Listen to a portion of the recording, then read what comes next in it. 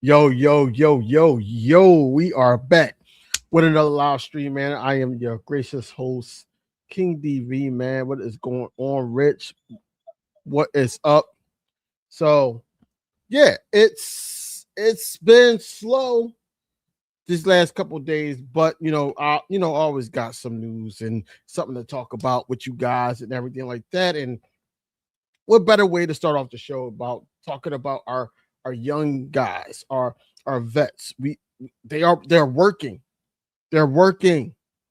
I know y'all seen the video of Saquon Barkley and Cooper DeJean. They running through the woods and everything like that, getting their stamina up and getting ready just before training camp.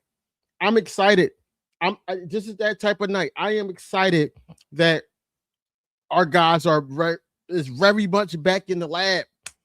Enough talking. We're back in the lab getting ready for this upcoming season. But training camp is where it starts. And they're getting their conditioning right. They're getting everything right, strengthened and everything. Guys that we had discussions about already, the Andrew McCubas, the Jahad Campbells and everything. They're back in the lab. Y'all don't believe me. I don't think y'all believe me. The Andrew McCubas and the Jahad Campbells are back in the lab, ladies and gentlemen. They're right back in the lab. Back in the lab. Like I'm ecstatic about them like really getting back to work, getting and improving what is going on. You got Cooper DeJean and Saquon Barkley doing boxing together. Man. It's really a brotherhood, man. These guys are really like get into the mix with, trying to solidify themselves in the league. You know what I'm saying? Right, and rightfully so. But not just them, man. Like I said earlier, you got Saquon and Coop. You have Saquon and Coop looking basically like the same build. Like, what are we really talking about, right? Because Cooper DeJean already know that he's going to be playing some safety this year. That's a given. So he had to bulk up. He wasn't that big. Pause. He wasn't that muscular. That's another pause. But you know what I'm saying. You know what I'm alluding to. Well, Saquon Barkley is really back into work mode to the point where he didn't, like I said, he don't like how last season ended. And it's showing. You see a lot. And I got some video too.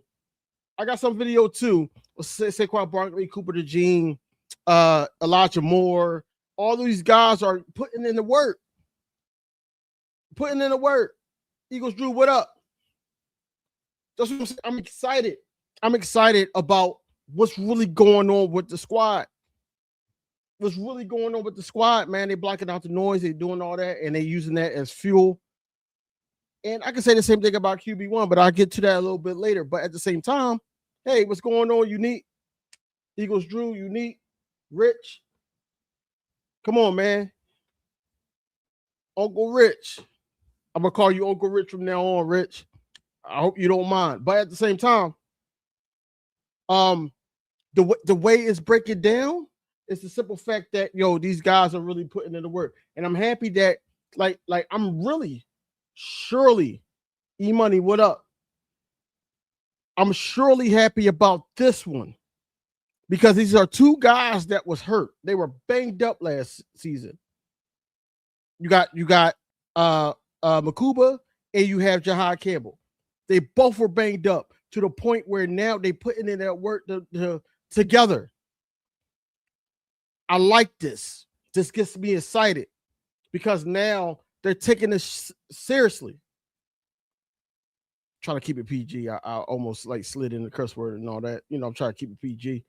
But they're keeping it seriously to the point where they're like, yo, it's time. It's time to sit up there and like look at it as Jahad Campbell could be a starter in this league automatically because he's a first round draft pick. He's going to get those snaps with Vic Fangio was hype about when we drafted him. He could actually get that out of him this year.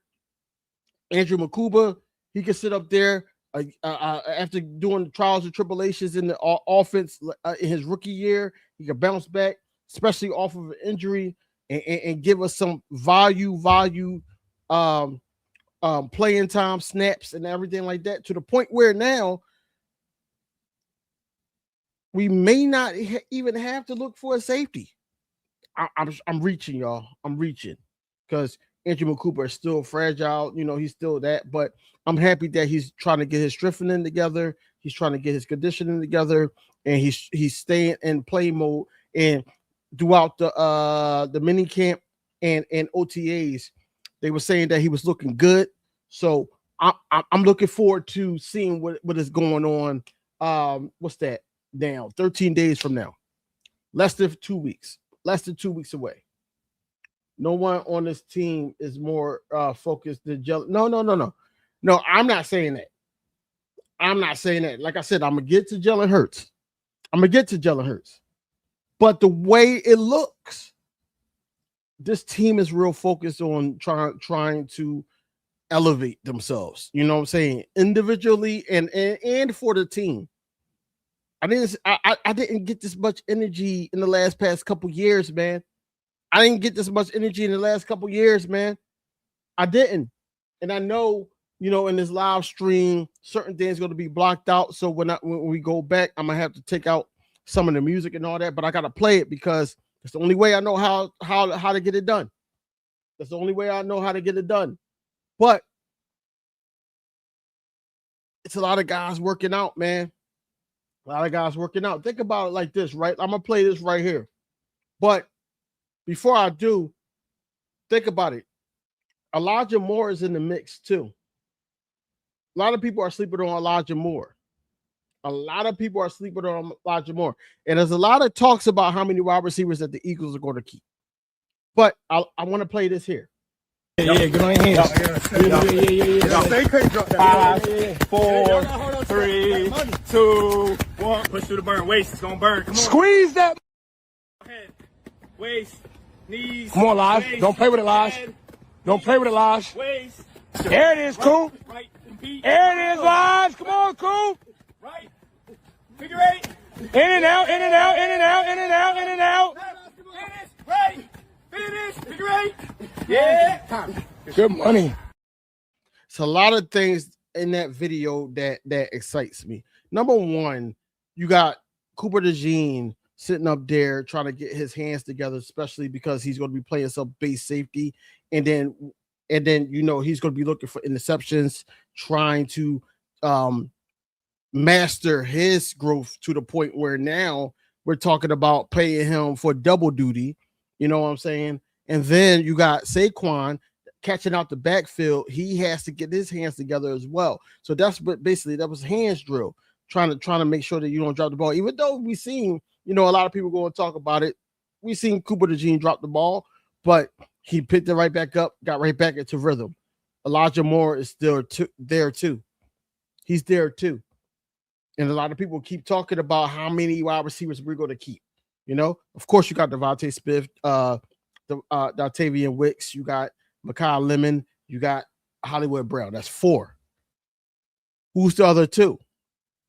So I say Elijah Moore and Darius Cooper. I don't see in this scheme where Johnny Wilson fits unless he's practice squad.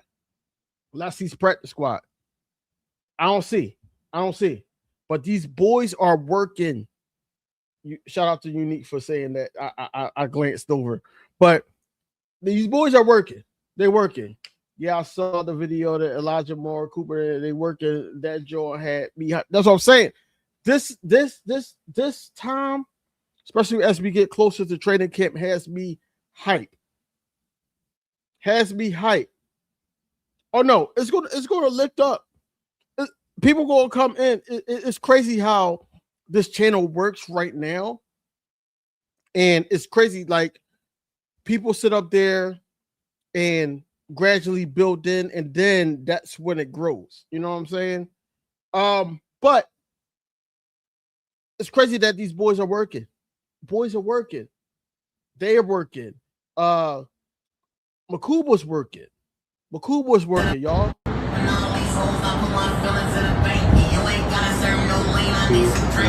Right. Yep.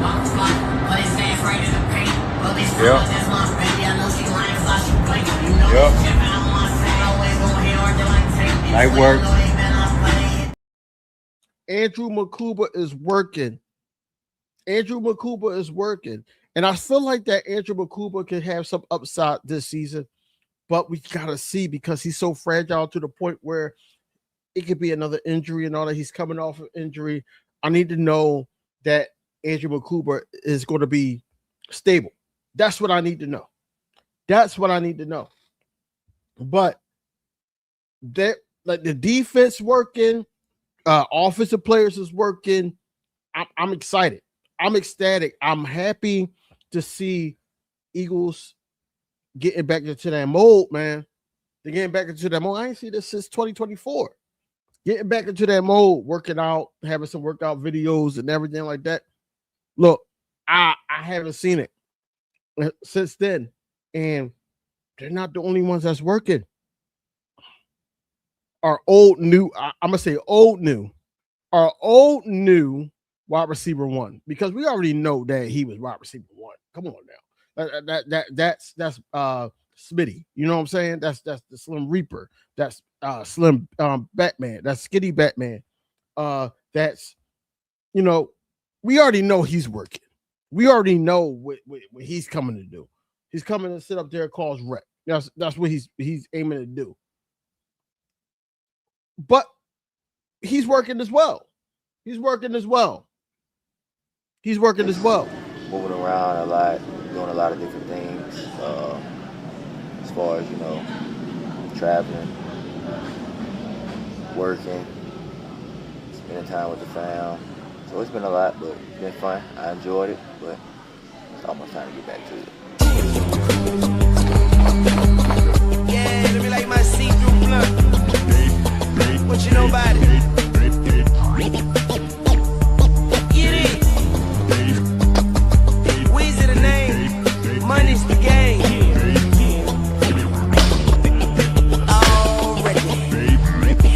Hard-body motherfucker got the heart of a killer. Young guard in the building, about to start a religion. About to call Bin Laden up and order some missiles. Bring them straight to your block and go to war with you bitches. If you hit the head pin, the rest fall in position. Shoot a nigga on his porch and make him fall in his kitchen. Cop the big boy Porsche with all the specifics. And I keep that torch, baby, call me Olympics.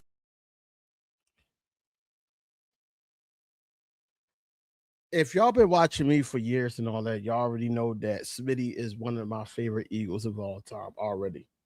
You know why? Because he put his head down, he goes to work, and he puts up the numbers.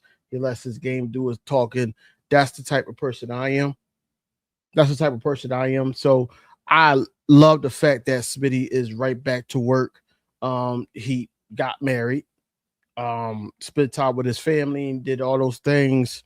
Also, you know, reconnected, you know, closely.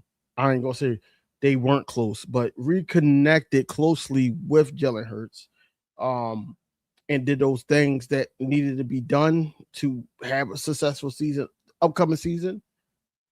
And then he said it's right back to work, and he's sitting up there showing y'all it's go time.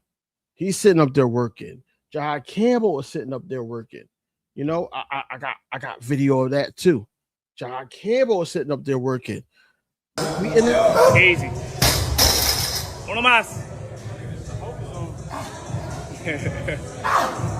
Man, got a little. Hold on, y'all. Hold on. That's not Jahad Campbell. I had to mix up. That was Nolan Smith. That's somebody that they said that was on a hot seat that didn't really do anything. If you watch all Eagles content creators, they really believe that Nolan Smith doesn't have anything to prove. Nolan Smith has a lot to prove because they think that Nolan Smith is a bust. I don't see him as a bust if what he did in that stride in 2024 led us, because that was a hand in the pot too. That led us to a championship. He's not a scrub at all.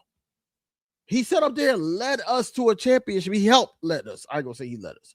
He helped lead us to a championship. So why are we sitting up there saying that he's a bust? Huh? 4.5 sacks in the playoffs. Why are we talking about him like he's a bust? Like he didn't have no hand in our success, our recent success. But he's putting in work. Easy. Uno más. Man got a little propulsion. That pectoral is looking crazy. He's sitting up there going through it. He's going through the motions. Hey, Chris Johnson, he's not getting traded. Not this year. He got this year to prove if he belongs here or not. Now, after this year, he might be in a trade package or something like that. They wouldn't pick, like I was saying, Howie Roseman. I've been an Eagles fan for years. Logan, what up? Chris Johnson, what up? Even though you said that. And Ziggy, what up? I've been an Eagles fan for years. You don't pick up the 5th-year option if you believe that he's going to be a bust. You like Nolan Smith, that edge that he brings and all that. Why would you sit up there and say he's trade bait? Why would you do that?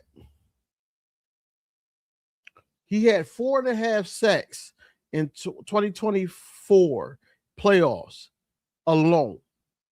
Then in the Super Bowl, it was already reported. It's a fact that him and BG both played through injury the full game. Why would you give up on a person like that? See, what happens is, and I go back to the BG era when he was in the beginning of his stages, and a lot of people wanted to get rid of BG as well. They wanted to get rid of Kelsey because Kelsey wasn't it to people, and then it grew on them. Why are we so quick to give up on these young guys now? You know why? Because we in a microwave mental stage, and now we're sitting up there thinking like Nolan Smith ain't it. How is he not it? How is he not? I don't understand it at all. But I like Nolan Smith behind let's see, this is gonna be a pause. I hate talking football because sometimes like when we get animated and hype like that, it starts sounding kind of sus. You know what I'm saying? But I like Nolan Smith in the rotation with Jonathan Grenard. I do like that. I like the fact that, you got on the other side, Jalen Hunt. You got probably Epicati. I don't know where BG fits in, but I want BG back on the squad, if that makes sense. I don't know where it fits in because you still got Epinesa, the Bills guy that basically a lot of people was hung up on, but then they were down on because injury and physicals wasn't passed and whatever happened. So I don't know. So that's a 5-man right there. I don't think we're going to keep 6 edge rushers. And then on top of that, of course, Vic Fangio played BG in some defensive tackle stance. He played them on the front line a couple times. So, like I said, man, no. See, Shardy, I'm not saying that he's worth $35 million. I'm just saying that the way that people view Nolan Smith, I don't view him that way. I don't. I view him as injury played the part of his growth. But when he's on the field, it's similar to Nakobe Dean. Because think about it. In the beginning of Nakobe Dean's career with the Philadelphia Eagles, everybody was like, yo, he's always hurt and all that. Get rid of him. I was the main one. me and my old co-host on a week show that I had, Smitty. People that know my old channel and all that, you know that I had a show. It's called Inside the Nest, and me and him was both saying like, yo, no, Nolan Smith is the guy. Just wait. If he's on the field, we know what he could do. They made him a green dot. He did get banged up. He got banged up in 2024. And he got banged up in 2025. Nolan is going to I love Brandon Gramps. Brandon Gramps is crazy. If we sign him, then it means we have a problem at edge. I don't think we have a problem at edge. I don't think we had a problem at edge. And think about, okay, I know a lot of people seen what was going on. I don't have that a photo or anything like that, but they was basically saying that we should trade Jalen Carter for Max Crosby because we got a problem at edge. We got a need at edge. I don't feel like that we got a need at edge at all. Think about who was our edge rushers in the 2024 Super Bowl. Just think about that. Nolan Smith, Jalen Hunt, Brandon Graham, because he did come back in the Super Bowl. I think it was who was that? Who was the fourth one? Because I think we only played four. I think we did. After this year, the Birds will have to pay Nolan. No, they won't. You know why they won't? Because Nolan Smith was actually his first round draft pick. So they picked up both of the first round draft picks of that year. They picked up their 5th-year option. So now they're in their 4th year, which means they got this year to prove, hey, we don't even have to go any further in the 5th year. Now, this year proves, okay, we probably going to have to wait until the end of 2027 to see if we go resign you or not. Nobody wants that on their radar. So I feel like the Georgia Dogs, especially because think about it. We always talk about Jalen Carter being there where Jordan Davis got paid. We never think about his other partner in crime, Nolan Smith. We never think about that.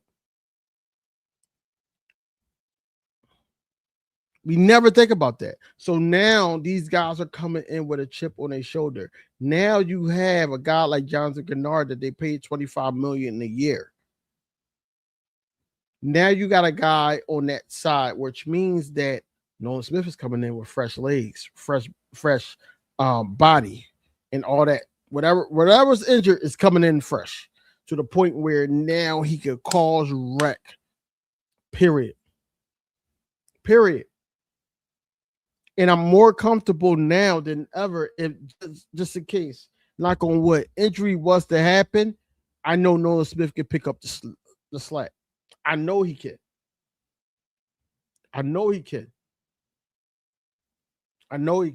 So that's what I'm saying, that we can't sit up there and talk about Nolan Smith being trade bait and all that. Like, let's stop that. Max Crosby is not going to be a Philadelphia Eagle. That's a fact. He's not going to be a Philadelphia Eagle. The only trade that's going to be made between now and probably the end of August is a safety move. If the safety room don't even look like they are gelling well, or if it looks like they need a alpha. Atlanta Eagle, what up? So basically, you're saying Nolan Smith is a backup. He's going to be a backup. Think about what I'm saying to you. Like, think about it. When I looked it up, I Googled it. I asked, what was Jonathan Grenard's favorite side? They said the left side. Nolan Smith also played the left side of the defense, which means that he's going to be backing up Jonathan Grenard. Now, I never seen Nolan Smith on the right side in this Vic Fangio scheme, but I've seen Jalen Hunt in the right side of the Vic Fangio scheme. This is what I predicted it on. You know what I'm saying? I could be wrong. It could be a battle, whereas though that they have Nolan Smith and Jonathan Gennard, and then they have Jalen Hunt and Jonathan Gennard. I feel like that it's going to be Jalen Hunt and Jonathan Gennard, and then there's going to be a rotation. And then once a situation happened where Nolan Smith needs to get over there or on the other side, or has to play a full game because Jonathan Gennard got like a little stinger or whatever like that. Anything can happen. It's football. Then I would say, okay, well, I trust in Nolan Smith because I think Nolan Smith can hold his own, especially if he's healthy. If he shows that he's healthy through training camp, look, I ain't got no damn worries at all. I don't. I really don't. Can't pay everybody. Wish we could, but that's the reality of the league. Now, Shardy, we can't pay everybody, but what can happen is Dr. Howie Strange, right? Because that's what I call him. Because think about it. If you look at the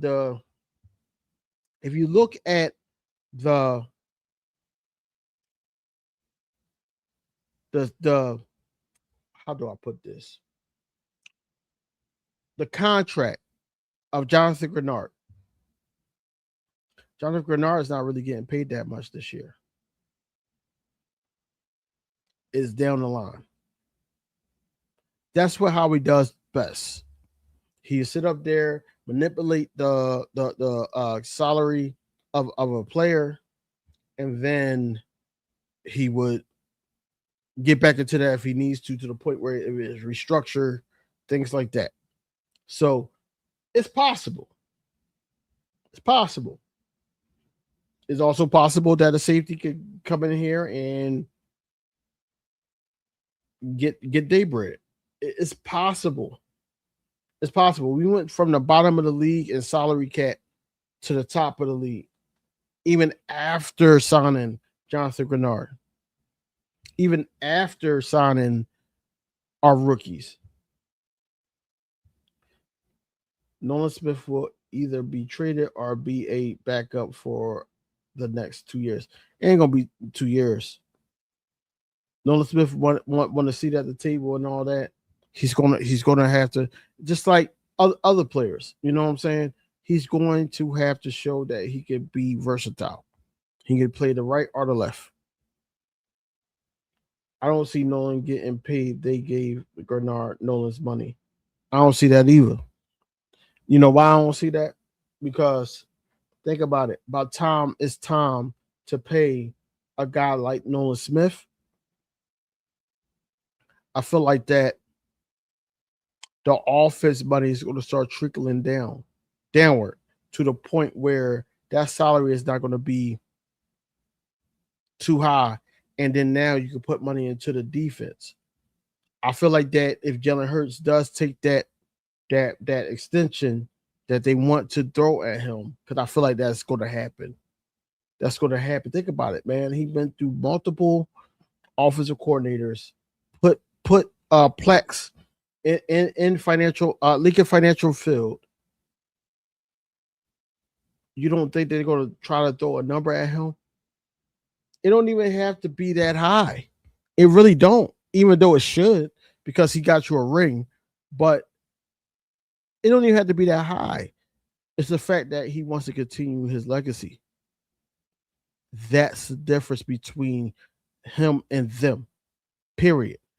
Now, I'm not even at Hurts yet. I just wanted to make a point.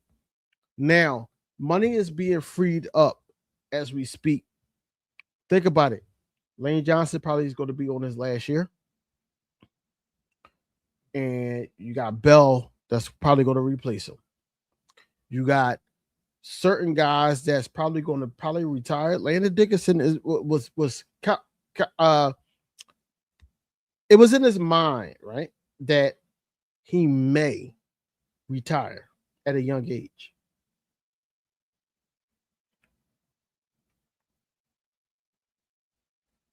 I felt like they paid Gennard because they not paying. They are okay. They know they're not paying Nolan. Here again, Atlanta Eagle. What I'm saying is they're paying Nolan, but they're not going to pay Nolan top edge rusher money, if that makes sense. They're not going to pay him that. If it's cheaper to pay Nolan, now, the only way I see Nolan getting traded is if Jalen Hunt really elevate his game. Yes, we could go off of he had 3 interceptions and 3 sacks, and he led the team in both last season. That wasn't hard to do.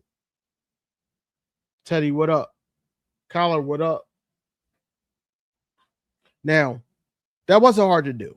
But if he elevate his game to the point where he's balling out, now you can afford to say, okay, Nolan Smith had an okay year or whatever like that behind Jonathan Grenard.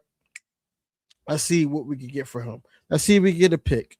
Let's see if we can put him in a package to try to gain somebody to make us a threat, even more of a threat next season. You know what I'm saying? But I'm banking on Nolan Smith to all I'm saying is Atlanta Eagle.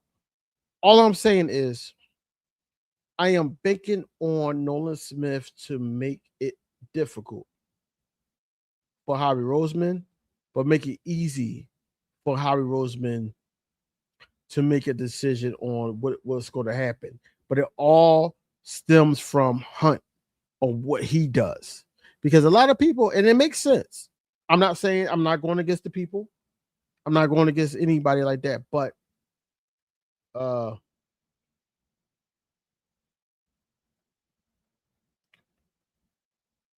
it makes sense that I keep calling out Nolan Smith about what he did in 2024 in that playoff run. But I also know what Jalen Hunt did last season. But it wasn't a successful season. Whereas where Nolan Smith did what he did, it was a successful season. We won a Super Bowl. So you got to put that 2 and 2 together. So that's what I said. Picking up both of their options, him and Jalen Carter, it makes a lot of sense. I have more trust in Hunt, Trotter, and now Grenard. So you think I don't even want to go there yet, because Collar trying to start something. And I was just talking about these youngins right back to work. They right back to work. And Jahai Campbell is one of those guys. Andrew Makuba is another one of those guys. You know what I'm saying? These guys are going through workouts and everything together as a brotherhood. You didn't see that in recent years. I think that the last time you seen that was what? I don't even know. Andrew, it's about time. Please like, comment, subscribe, man. We got 27 in the building. Please like, comment, subscribe, man. I'll talk everything Eagles. And look, it's going to pick up. Training camp is coming. Training camp is coming. Let me let me get Andrew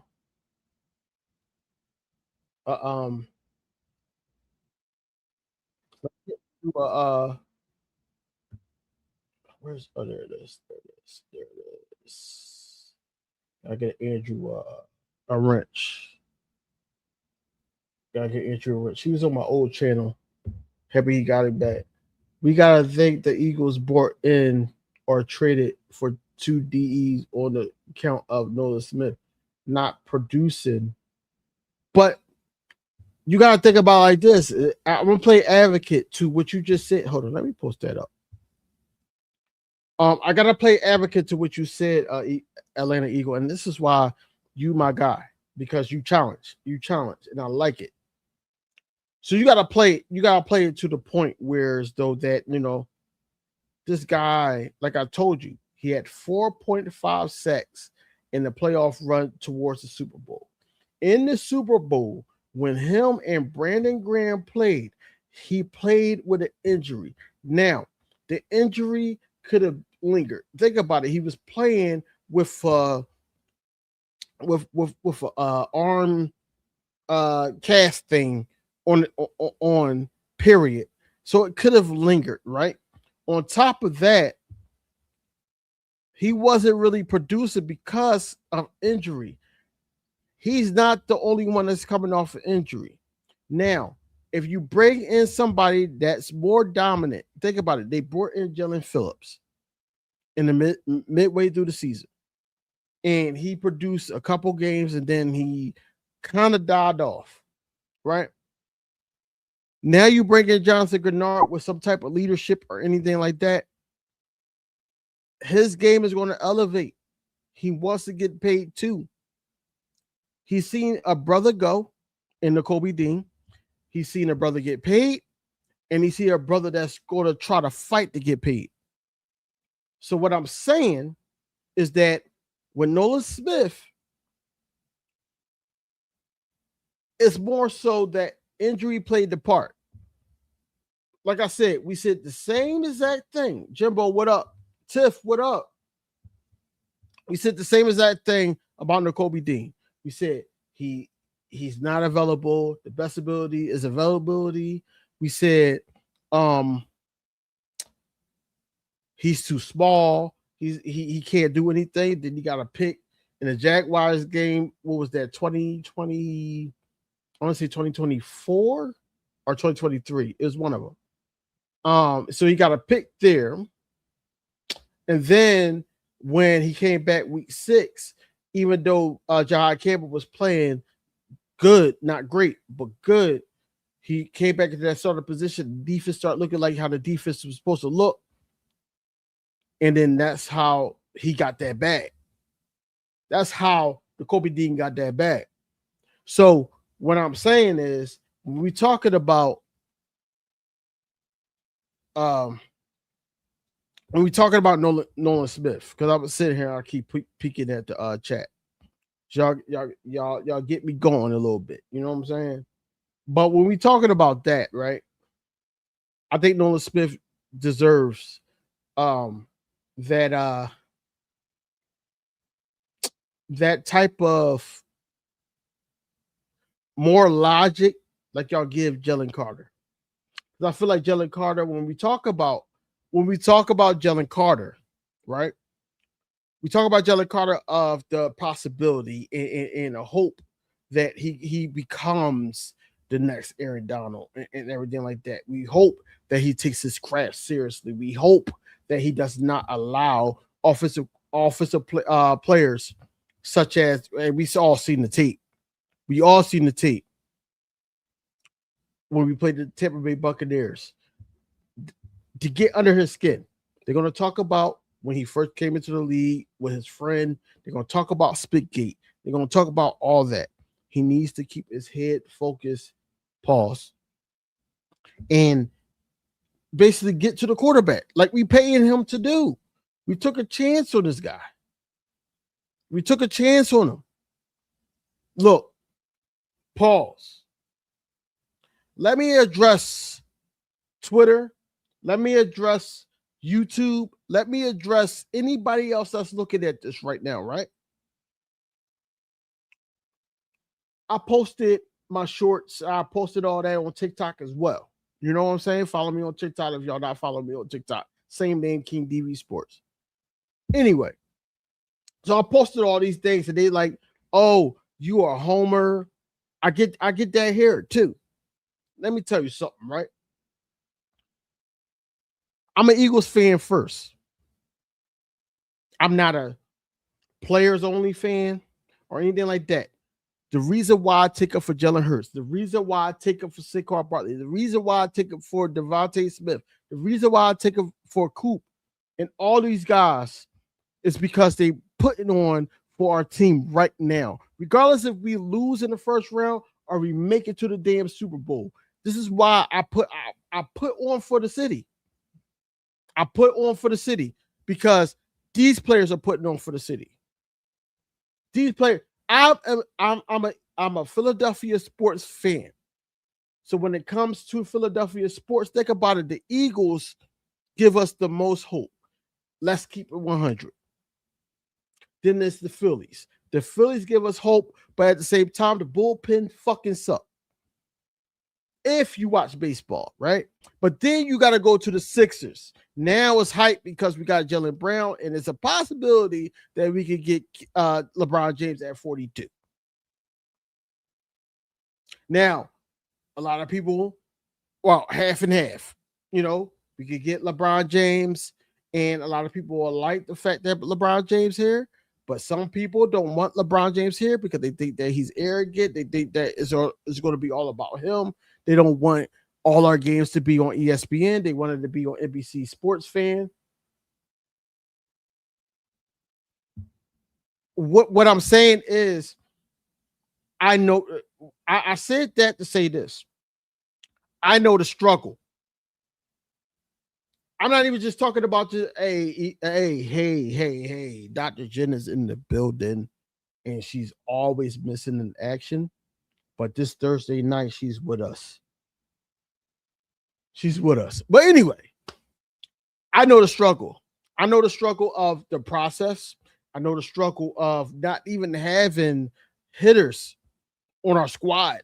You know what I'm saying? But then when you get to the Philadelphia Eagles, I'm old enough to know that we've been through struggles. Like, I'm sitting up here mad as hell. We just lost the game. And then on channel 17, we're sitting up there because I'm from Philly. I'm here. I'm in South Philly. We sit up there looking at the Ray Rose show. Why the hell we listen to him talk when we just lost the game? You know what I'm saying? And now we in the window of greatness to the point where we've been 2 Super Bowls in the past 4 years. And we got a quarterback that led us in the Super Bowl. And we got a 2,000-yard running back. We had running backs that cracked career limits with the Miles Sanders and DeAndre Swifts of the world before Saquon got here. Then we sit up there and had variations of the Vic Fangio scheme. And then after the Dolphins sat up there and told Vic Fangio to kick rocks for some reason, Vic Fangio came here and we won the Super Bowl with a Zach Bourne. That we already thought that Zach Bourne wasn't going to be that guy. We thought he was going to be special teams, and then here we are. Super Bowl champions 2 years ago. We going into another even year, y'all. And you know what happens. We're going into another even year. We're going into another even year. And we're sitting up there talking about Jalen Hurts still not being in the top of the list and all that type of stuff, man. After tonight, I'm not talking about it no more. I'm aiming towards the training camp. And this is why I put it in the title. You know, the Eagles are really getting it out the mud. I posted up some videos where really grinding, and we got the young guys that we are deeming to coming off an injury, and all that. They are showing video that these guys are really trying to put in. You gotta respect that. You gotta respect that. Chris Johnson, I hope he does go to the Warriors. That's my opinion, my humble opinion. But if he comes to the Sixers, I'm not mad at that at all. I think that if he comes to the Sixers, I'm happy about that. You know why? Because as a Sixers fan, I hear other Sixers fans talking about we need Ben Simmons. Ben Simmons quit on us. We don't need him, bro. Ben Simmons to me, it's like how A.J. Brown is to me with the Eagles, period.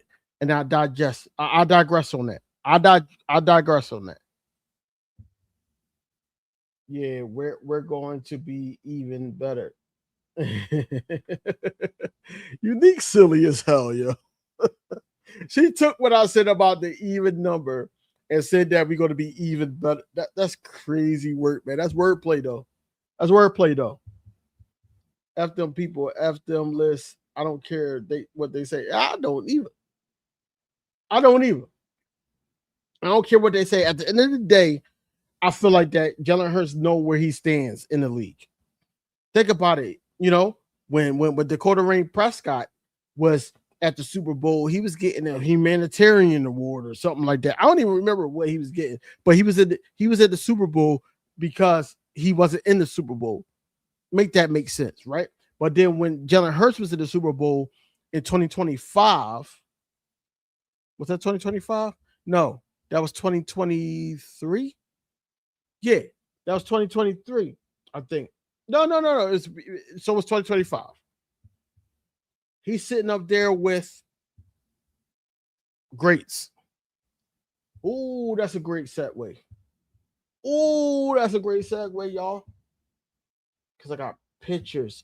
I got photos, y'all. I have photos. Because he was sitting up here with the Joe Montanas. And you think about everything. Shout out to EC1 for giving me these photos too. You know what I'm saying? I can't, talk about. I'm doing my research and all that. Like he really sent me this. You got Joe Montana. You got Jerry Rice. You got a lot of guys on here. That Bill Walsh. He's in the Hall of Fame. You know what I'm saying? You got Hall of Fame guys here. But then let's take it to the ops, though, y'all. Let's take it to the ops. Let's take it to the Troy Aikmans, who, I was on the Eagles, the bird section. That's where I was. I was on the bird section. Shout out to Eagles Drew, Leo, Warren, Rob A, all those guys, man. Fells. Shout out to everybody, right? But think about it. This is the same guy. He had a lot of help. And we're talking about Jalen Hurts having help. Let's go to the GOAT. Let's go to the GOAT, y'all. Let's go to the GOAT. 19 years he was a Patriot. He had a lot of guys there, man. Bill Belichick, man, regardless of how young his girlfriend is. Bill Belichick is a GOAT in the league. You got a lot of Grunt. You got Walker. You got Edelman, Troy Brown. You got a lot of guys there, man. Let's not even get to the defense, because the guy that's coaching right now, he should be in the Hall of Fame if he's not already. Guys that's coaching, the guy that coaching the Patriots right now should be in the Hall of Fame with his cheating ass. And I'm not talking about football cheating. So you go to the GOAT. Then you go to the guy that should have been exiled out of the league. If he was black, he would have been exiled out of the league. Y'all know who I'm talking about. Ben Roethlisberger. No, that's Terry Bradshaw. I'm tripping. But Ben Roethlisberger should have been exiled out of the league. But you go to Terry Bradshaw. He had a squad as well when he was on that run. Chuck Noll is one of the ones. You got that as well. Then you go to this greatest show on turf, Isaac Bruce, Torrey Hall. You got another and Marshall Faulk. You got another gold jacket wearer. You know what I'm saying? You got a lot of these guys. Then you go to the GOAT again, but you go to the GOAT when he go to the Buccaneers. Mike Evans, Chris Godwin, Antonio Brown isn't on that list. Antonio Brown from the same Steelers team when he was cooking guys, cooking secondaries. The Dominican Sue, Jason Pierre-Paul. You got Devin White in his prime, not when he joined the Eagles. He was promising for the Eagles, but then he didn't fit.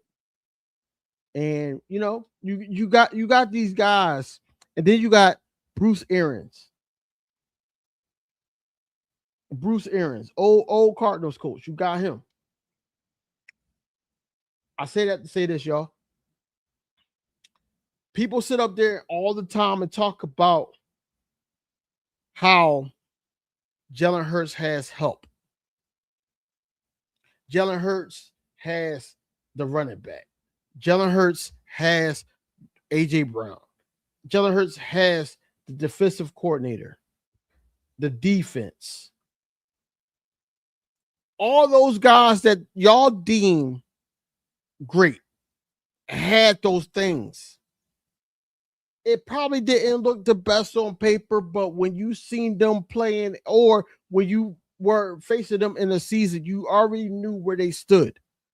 And we're sitting up here talking about how Jalen Hurts has this and that in the third. Tell me this. In a Super Bowl, let me tell y'all, Brock Purdy can tell you, Drake May can tell you, Cam Newton can tell you, Russell Wilson the second time can tell you, all these other guys can tell you, right? How hard it is not to make it once, but make it twice in the Super Bowl. 1, 2, when you make it to the Super Bowl and the Brock Purdy and all of them, how difficult it is to play in the Super Bowl because all eyes on you. Think about it. It's not only just the fans watching you of both teams. It's everybody that's a fan of the NFL watching you, period. And it made great character in 2024. Think about it. One of my favorite rappers, Kendrick Lamar, halftime show, blew it out the water and everything like that. Then you got BTA from the Eagles putting that on Patrick Mahomes, Spags, Chris Jones, Travis Kelce, Taylor Swift husband, and all that. BTA. It was great. It was great. Now we're sitting up there talking about like wins don't matter. Jalen Hurts didn't really do anything. Putting the pedestal a little bit higher. That's good. That's cool. That's cool. But homie right here had to say something and from 97.5. And I know that he had a lot of hatred for Jalen Hurts and all that, but he made a lot of sense here. And I gotta play it. Hurts is not someone who will refuse any kind of piece of ammunition that he can get to further fuel his fire. I mean, he is somebody that absolutely knows when there are slights against him, and he has been pretty open about the fact, that he'll use that to his advantage. And this has been an offseason, obviously, where some scrutiny has fallen on him, maybe the most since he's been in the NFL. Obviously, a lot of the reporting that Fowler and I did shined a light on some of that. You're seeing lists that come out coming off of a kind of a bad year for Hurts. And so I have zero doubt that he is hearing all of it and that he is storing all of it and eventually will use all of it. This is someone who at every turn during the course of his career, when he has gotten to a spot where he is feeling doubted, where he feels backed into a corner, he knows how to fight out of it.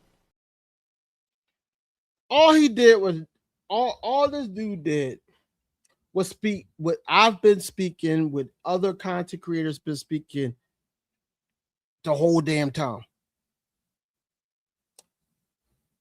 We sit up here as content creators and basically go to bat for Jalen Hurts because Jalen Hurts put on for the Philadelphia Eagles. He had us in the playoffs, regardless if we got a bounce or regardless if we made it to the NFC Championship in the Super Bowl.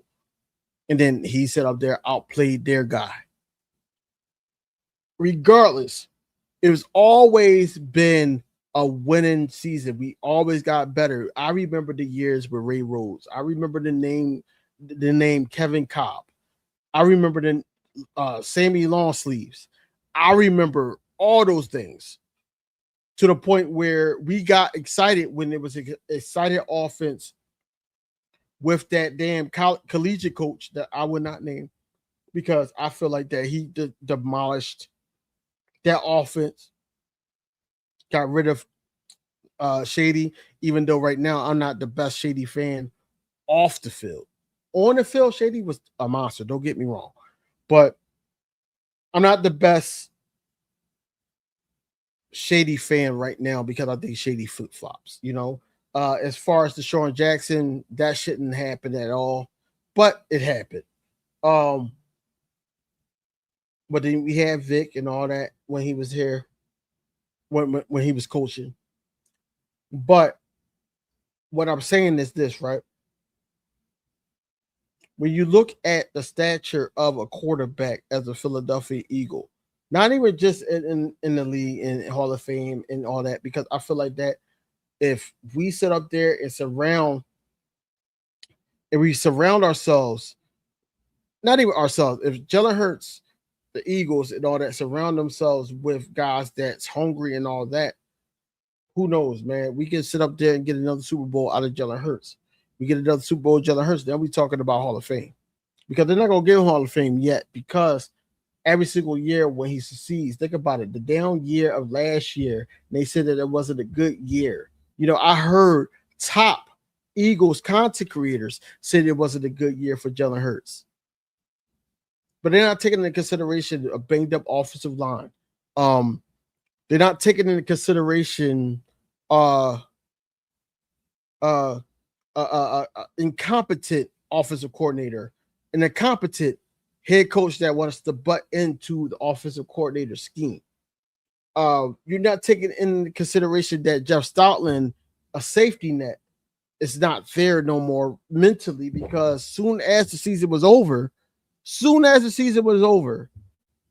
Stoutland said, look, I'm gonna write this letter to the fan base and all that. I'm out. We gotta make things make sense. It's already bad enough that Jalen Hurts has to deal with different offensive coordinator, different quarterback coaches, but now he has to deal with not only the Philadelphia national fan base, because they hear it. The national media hears it from 94.1 and 97.5. They hear it. They take that as fuel. If they don't have nothing, they can always go to 94.1 and get something. Think about it. I watched 94.1 today, and the whole time they were saying that they did not want a LeBron James as a Sixer. They sitting up there already trashing LeBron James as a Sixer, and they already been talking about Jalen Hurts. It's crazy. I don't listen to them either, Tiffany. I just look at it as these are the guys that y'all hire to push a narrative, because it's all about clicks. 94.1 WIP is worse than women posting up feet pics on OnlyFans, because they just doing it for the clicks. They doing it for the engagement. They doing it for that, period. Because when Joe Giglio was on who was that? Bird Game 31. Shout out to bro. But when he was on that channel, he was even killed. He was like, look, I'm standing by what I said, but at the same time, I'm not saying that Jalen Hurts can't do it. I'm not saying this, that, and the third. But on a radio station, you were saying all those things. He was.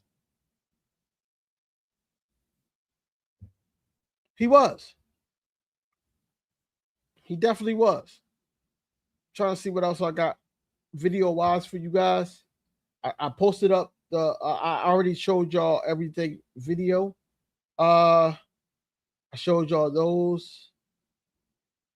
Oh, that's what I got. Since we talking about Jalen Hurts, right? In 2023, in the top 100, he was ranked number 3 by his peers, coaches, and all those. He's ranked 3rd. And let's do 2024. 2024 and 2023, he dropped because of high interceptions and all that, but he was ranked 15th. He was still amongst the top in the NFC East. Who was behind him? Dakota Rain Prescott, right? But then in 2025, after winning the Super Bowl, they dropped him down to 19 because of the success of Saquon Barkley, who was ranked number 1 in 2025, right? Now, what does that tell you? 2023, coming off of a Super Bowl appearance, 3rd. 15th, 2024, wins the Super Bowl. 2025, he's ranked 19th. But I know it's blurry, y'all, but QBs to win the Super Bowl MVP and earn an All-Pro. Look at that list. Since 2000, the year 26 years ago, over 2 decades. Jalen Hurts is in great company. Jalen Hurts is in great company. Why are we sitting up there talking about Jalen Hurts is not getting extended? Why are we sitting up here talking about Jalen Hurts not being liked by the organization, regardless of who don't like him? Because everybody's not going to be a fan of you, man. This is life. Life means that everybody don't like King DV. I'm happy the people that's in the comment section supporting the channel, liking, commenting. Dr. Jen always say, hey, I didn't watch the live stream, or I'm watching the playback. She had comment. Unique, she came over every single time, make her presence known. Tiff, another one, make her presence known. Who else? Jigga, another one, make their presence known and all that. Everybody don't rock with me. Eagles Drew, since I've been a part of the family of the bird section, makes his presence known. You know what I'm saying? It's a lot. It's a lot that goes into this. And everybody else, Art, you know, I can't forget about people. Jimbo, you know, even newcomers, El Yepa, you know what I'm saying? Even newcomers. I can't forget about y'all. But what I'm saying is, I'm not everybody's cup of tea. I'm not everybody's cup of tea. I'm not everybody's cup of tea. Some people don't like tea. Some people like matcha. Some people don't like tea. Some people like coffee. Some people don't like tea. It's cool. It's cool. You know, I got called out for sitting up there dragging out the whole situation about Jalen Hurts, saying, you know, we're close to training camp. We still talk about Jalen Hurts being off the list and all that. Yeah, we're gonna talk about Jalen Hurts because there's nothing else to talk about. I'm an Eagles content creator. I'm going to talk about how my guy got slighted and what he needs to do to not only make the team successful, but to make it known that, you know, all his hard work is paying off, because it's never about them. It's never about the people that's making the content degrading him. It's more so about what he's doing to elevate himself. Like I said before, if he's sitting up there using that as fuel, I'm not mad at it. But at the end of the day, I'm not going to talk about that no more beyond today. I'm not, because that's what they want. They want us to keep talking about it. But when you're in great company, as Jalen Hurts is already, think about it. You had guys that won 2 Super Bowls in Eli Manning, right?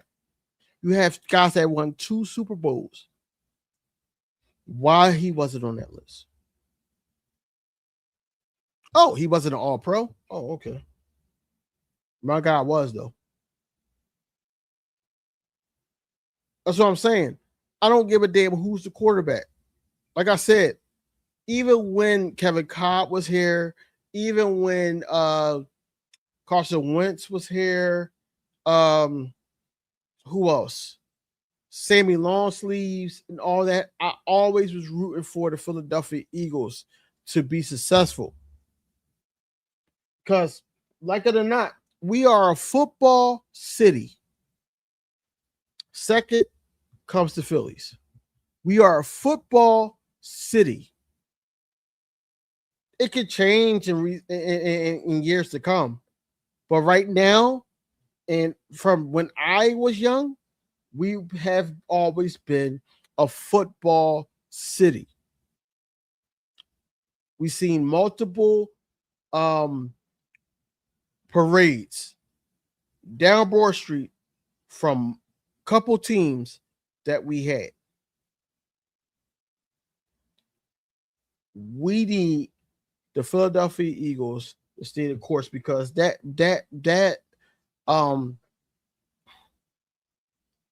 window is not fully closed because of one person not being here. Because he wanted to be an asshole. I'm not too concerned about Jalen Hurts. What I'm concerned about is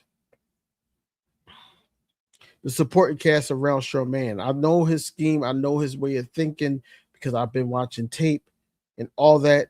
And if he's combining everything like that, we'll be fine. It's just the Josh Grizzards getting these wide receivers ready, the Chris Coopers getting that offensive line prepared to help out the tackles and everything like that. Like, that's what I'm really focused on. That's what I'm really focused on top of the weaknesses on defense, like safety.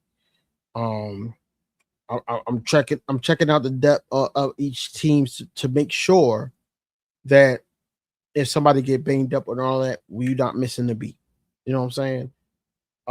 Right now, I don't want to have to rely on a Ty Robinson. I want more Jomo to be like, yeah, I'm trying to reserve that bag. And Byron Young, both of them. I need them to step it up. You know what I'm saying? Even more. Mauro Jomo always been my guy. But then also you got Byron Young. He's my guy as well. Now, Ty Robinson, I don't know where he fits in, but I feel like that he needs to step it up. I know he lost weight, but he needs to step it up. He needs to step it up.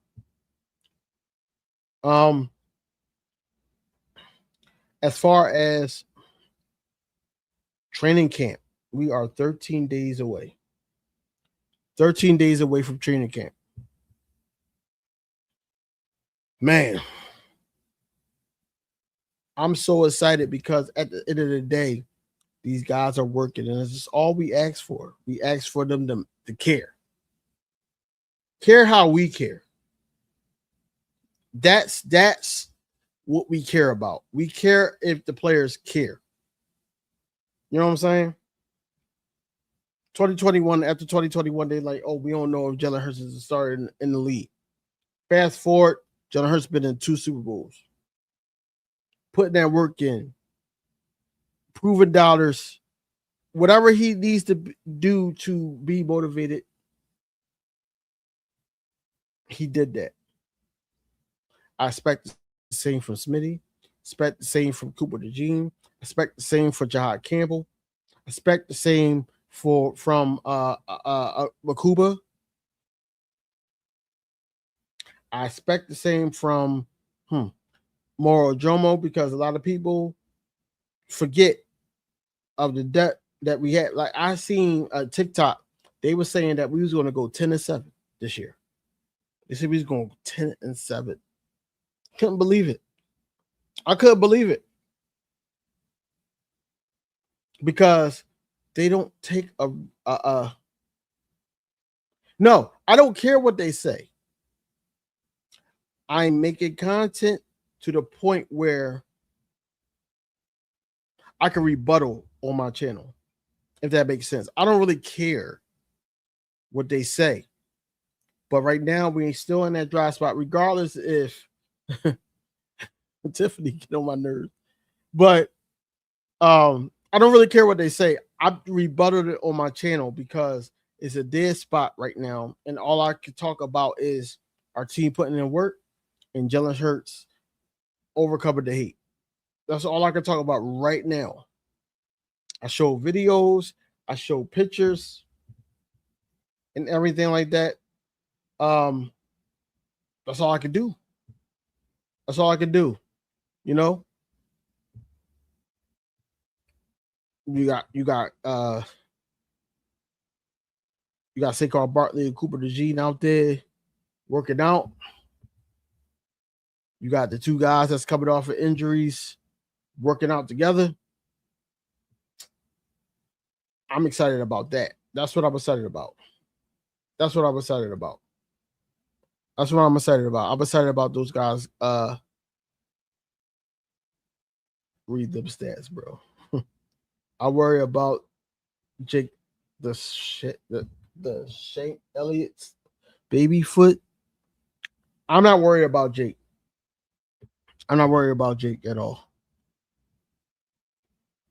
What I'm happy about is, a lot of people don't really talk about it because it's a kicker position that's not exciting. But what I'm excited about is that they brought Jake Elliott's son in the fold to bring in some competition for a Jake Elliott. I need Jake Elliott to step up. I need him to step up. All them guys working hard. Yeah, they working hard. Jelly, look, Shar. I'm sorry, Shardy.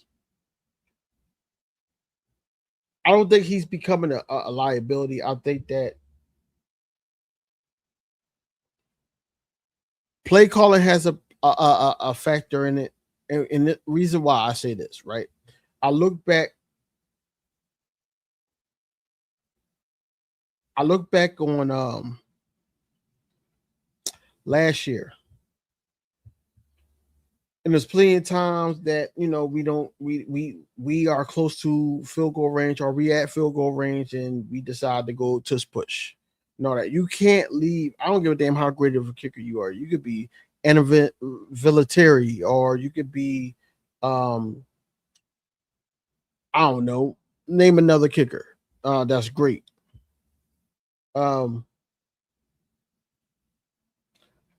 You can't sit on the sideline for long. I don't give a damn how long you work out and all that. It's different when players are in front of you that could possibly block your field goal or make a play. Jake Elliott just got to get out of his own head. And Jake Elliott has to have more opportunities to, hey, take the points. Nick, take the points. I don't even know how many times in Nick being the head coach, besides probably 2024, that I said, just take the points, Nick. Take the 3. We live to see another drive. Take the points. He don't take the points because he don't believe in. But then he gets on the podium and said things like, "Oh, we always believe in him," and said, "That's what I'm saying." Hey, we can't ask for a new kicker yet. Now, if he shit the bed this year, then yeah, because we got a whole new offensive coordinator, which put him in a position to try to be successful for us. You know what I'm saying? We can't ask for a new kicker yet.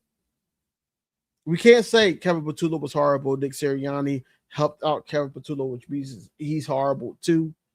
And in 2023, it was the same thing. But in 2026, 2027 season, we're sitting up there asking for a new kicker. He wasn't put in certain situations. Yes, we know Jake Elliott kicked with the best of them if he's focused and he's on his game. But we can't sit up there and say that, okay, it's time for a new kicker yet. I'm not ready to move on from Jake Elliott yet until he shits the bed this year. But we only will know when this scheme is pushing us to the point where it's a collaborative decision between Sean Mannion and a special teams coach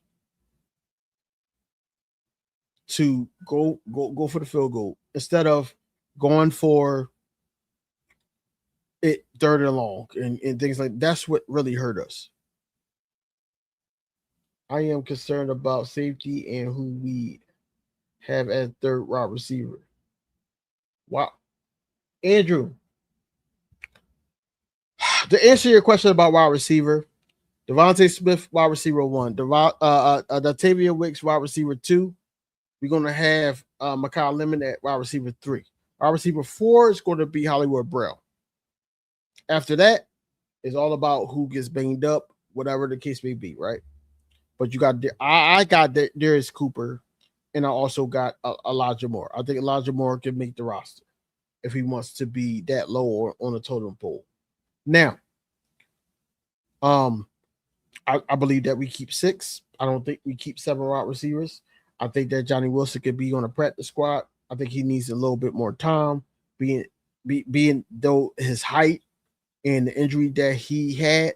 I feel like that Johnny Wilson probably need some more time, especially in this new scheme. I'm concerned about the wide receivers. Down the safety, we got playable safeties in the building. No, I'm gonna answer that, Andrew. I'm gonna answer that. We got reliable safeties in the building, but at the same time, we need to find out if we need an alpha in the safety room, or do we need just competent safety room to the point where we got already, and then we just trusted the front 7 to confuse the quarterback enough to throw those picks and get those things, because the safeties right now that we have can have a great season just off the front 7 if they all clicking well. You got dogs that's hungry for a new contract on the line and at edge. You got linebackers that's ready to prove in Jahad Campbell if need be, if Jahad Campbell's not ready to go until like mid-August, like they say he is, like Vic said that he is. Then you got, next man up, X-Man Jr. We got him. On top of that, we still got Zach Bond. He has 1 more year of guaranteed money. It's a lot of things to think about, and what these players are thinking about. Those are wide receiver 3. Yes, we didn't use them that much in these schemes, but it is new scheme. You're going to have to utilize everything in offense. This is what I'm excited about with Jalen Hurts, because this is what they needed to see from Jalen Hurts, and from Jalen Hurts's resume, things that he's done, things that they say he doesn't do, but we got a lot of footage that he's done in his career as a starter, as a Philadelphia Eagle, pass it across the middle, pass it in the middle, pass it in tight windows, throwing guys open, things like that. I can't go against QB1. A situation, like I said, when we all watch Eagles put out videos where Nick Sirianni is talking to them in training camp and practice or whatever like that, and he's sitting up there saying things like the ball goes through AJ Brown, Devontae Smith, Dallas Goedert. He never mentions a wide receiver 3. Never mentions that.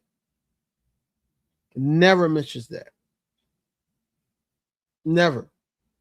Now you have the opportunity for your wide receiver 3 to have mismatches in the inside, or you could actually move him to the outside on certain plays and audibles and everything like that, and just moving them to try to confuse the safeties of the opposing team. Now you got mismatches on the outside to the opposite side, depending on where the safeties moves at. It's so many things to go with this scheme that I'm ready to see. We heard great things from other coaches. We heard great things from Green Bay Packers. We heard great things from Nick Sirianni, Harry Roseman, and all of them. I want to see this scheme in full effect with the guys that we have in the office. Leo, what up? No, man, look. Better late than never. Better late than never. It is a thing. We got bounced again in the first round, 2025, 2026. Look, man, they already said that we got what was the third or fourth best schedule, third or fourth weakest schedule in the league right now. Not in the NFC. So it is what it is. I think that at the end of the day, is going to all be on Jalen Hurts. I think we keep 6, Andrew. I think we keep 6. I think that something has to die down. If they don't feel too comfortable about a player, chances are he's going to be a part of the practice squad. And then we're going to elevate him from time to time. You know what I'm saying? We don't know who that is. But to sit up there and say that wide receiver 3 wasn't really used and all that, I feel like that this is going to be different this year. It's going to be different this year. I'm not saying that wide receiver 3 is going to have immaculate numbers. What I'm saying is wide receiver 3 is going to be used this year.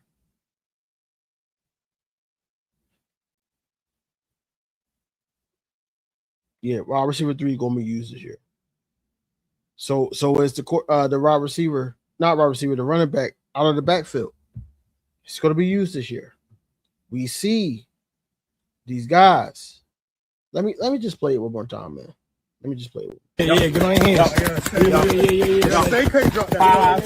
5, 4, 3, 2, 1. Push through the burn. Waist. It's gonna burn. Come on. Squeeze that. Head. Waist. Knees. Come on, Lodge. Don't play with it, Lodge.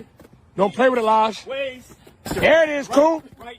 There it is, Lodge. Come on, Coop. Right. Figure 8. In and out. In and out. In and out. In and out. In and out. Finish. Right. Finish. Figure 8. Yeah. Good money. They are working on their hands. I am just ecstatic that you got Coop working on his hands because he knows he's going to be at safety. So you already know. You already know. Tiff, where do you think I got it from? I already know that you posted. Come on, sis. I already know. I already know you posted it. But, you know, I give you your credit because you always like you dug in to the Eagles. So you do, you know, you just do and just really, really, really indulge in not just what they do on the field, but off the field as well. You do.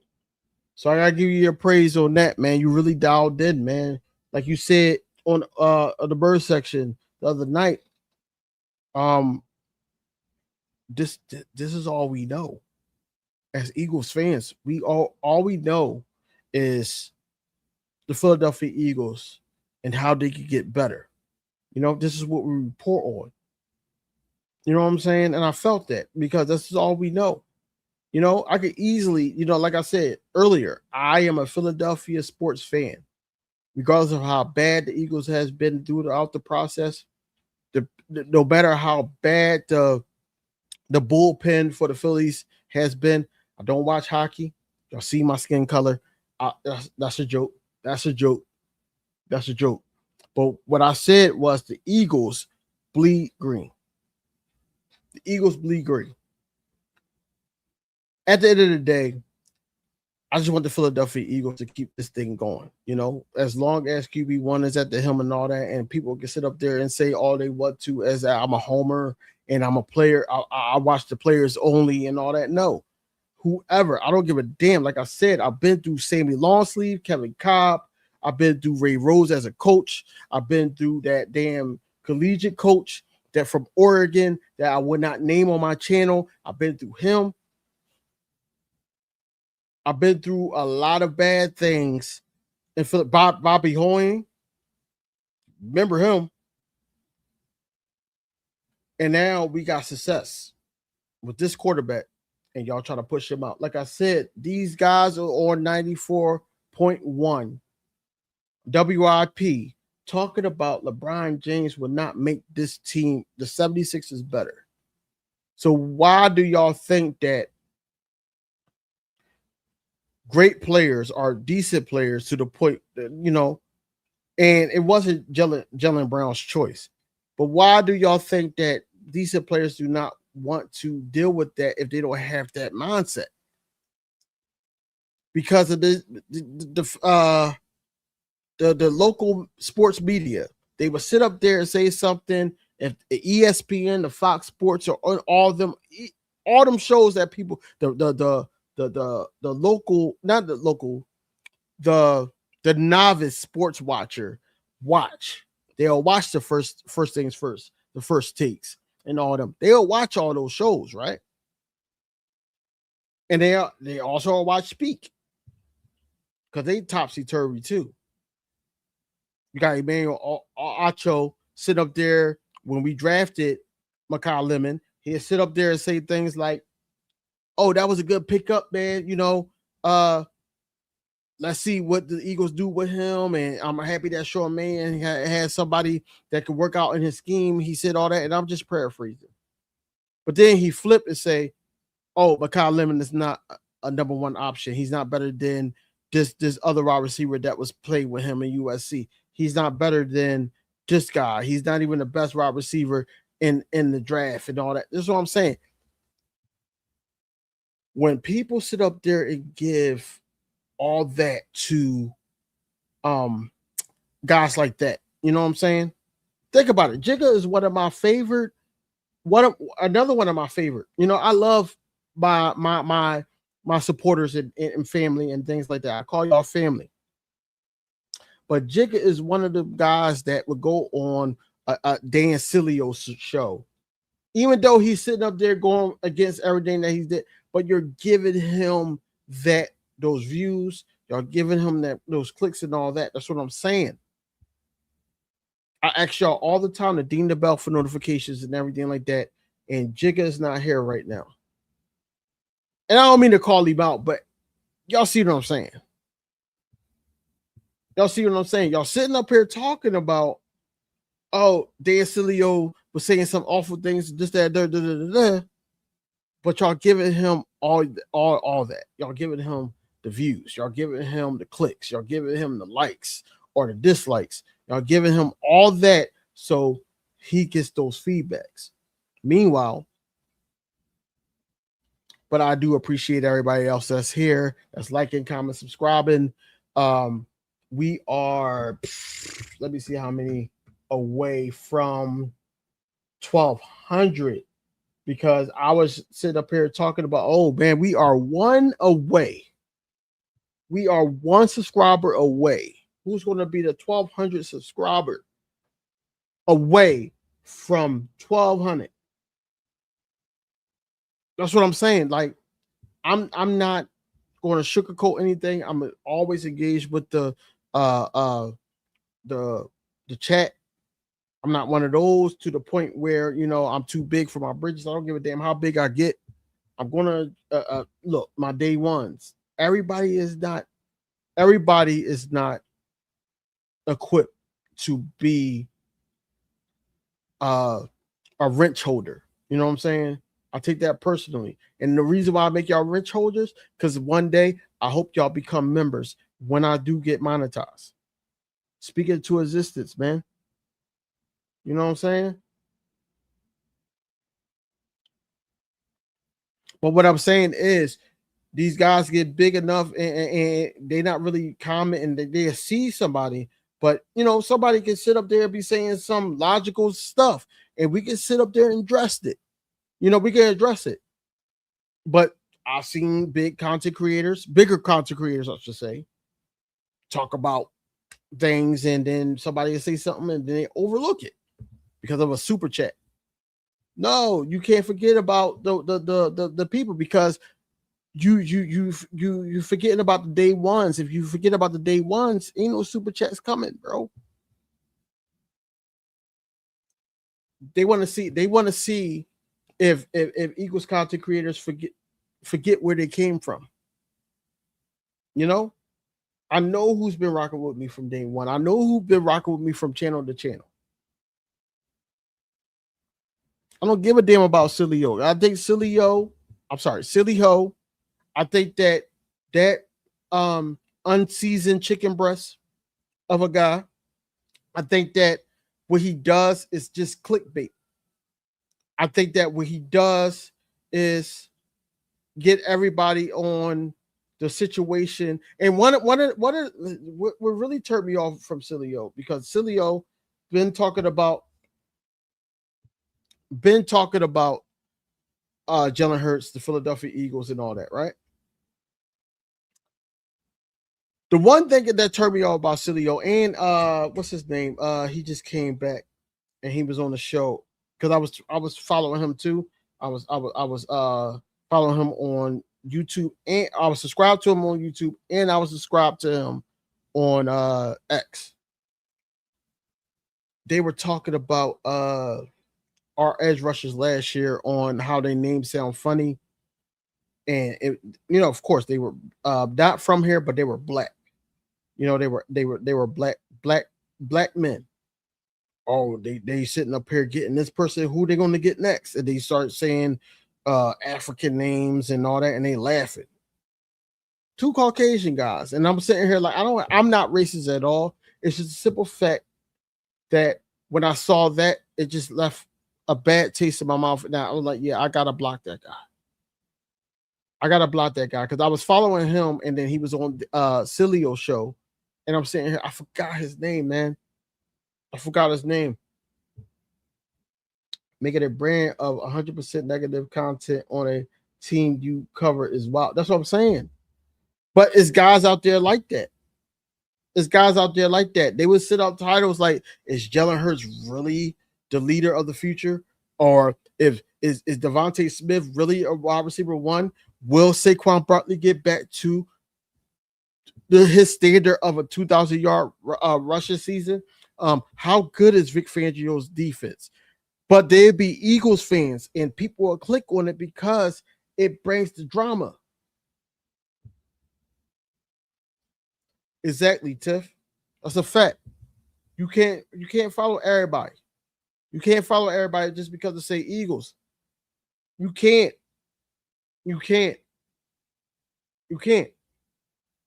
It has to be a standard of where you are.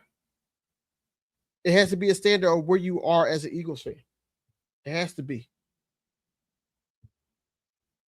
Shout out to me, this channel, to y'all.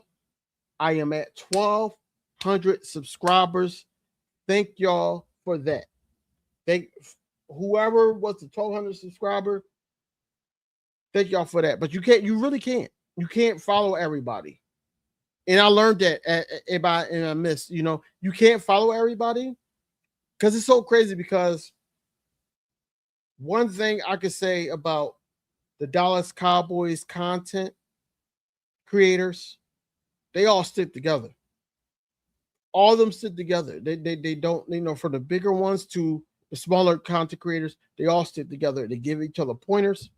They do those things, but at the same time, what I feel like the Eagles content creators, I feel like certain guys, I appreciate all y'all.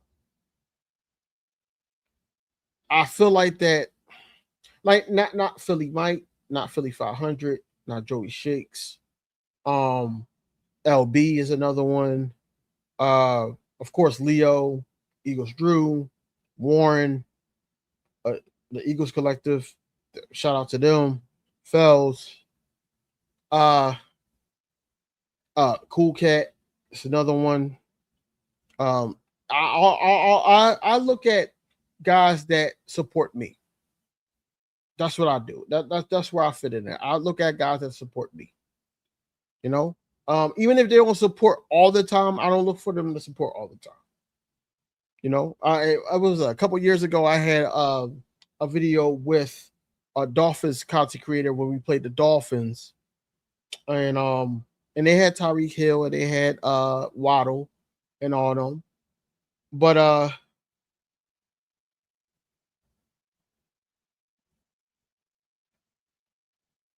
no, he's been. It's me. I'm your target. Really?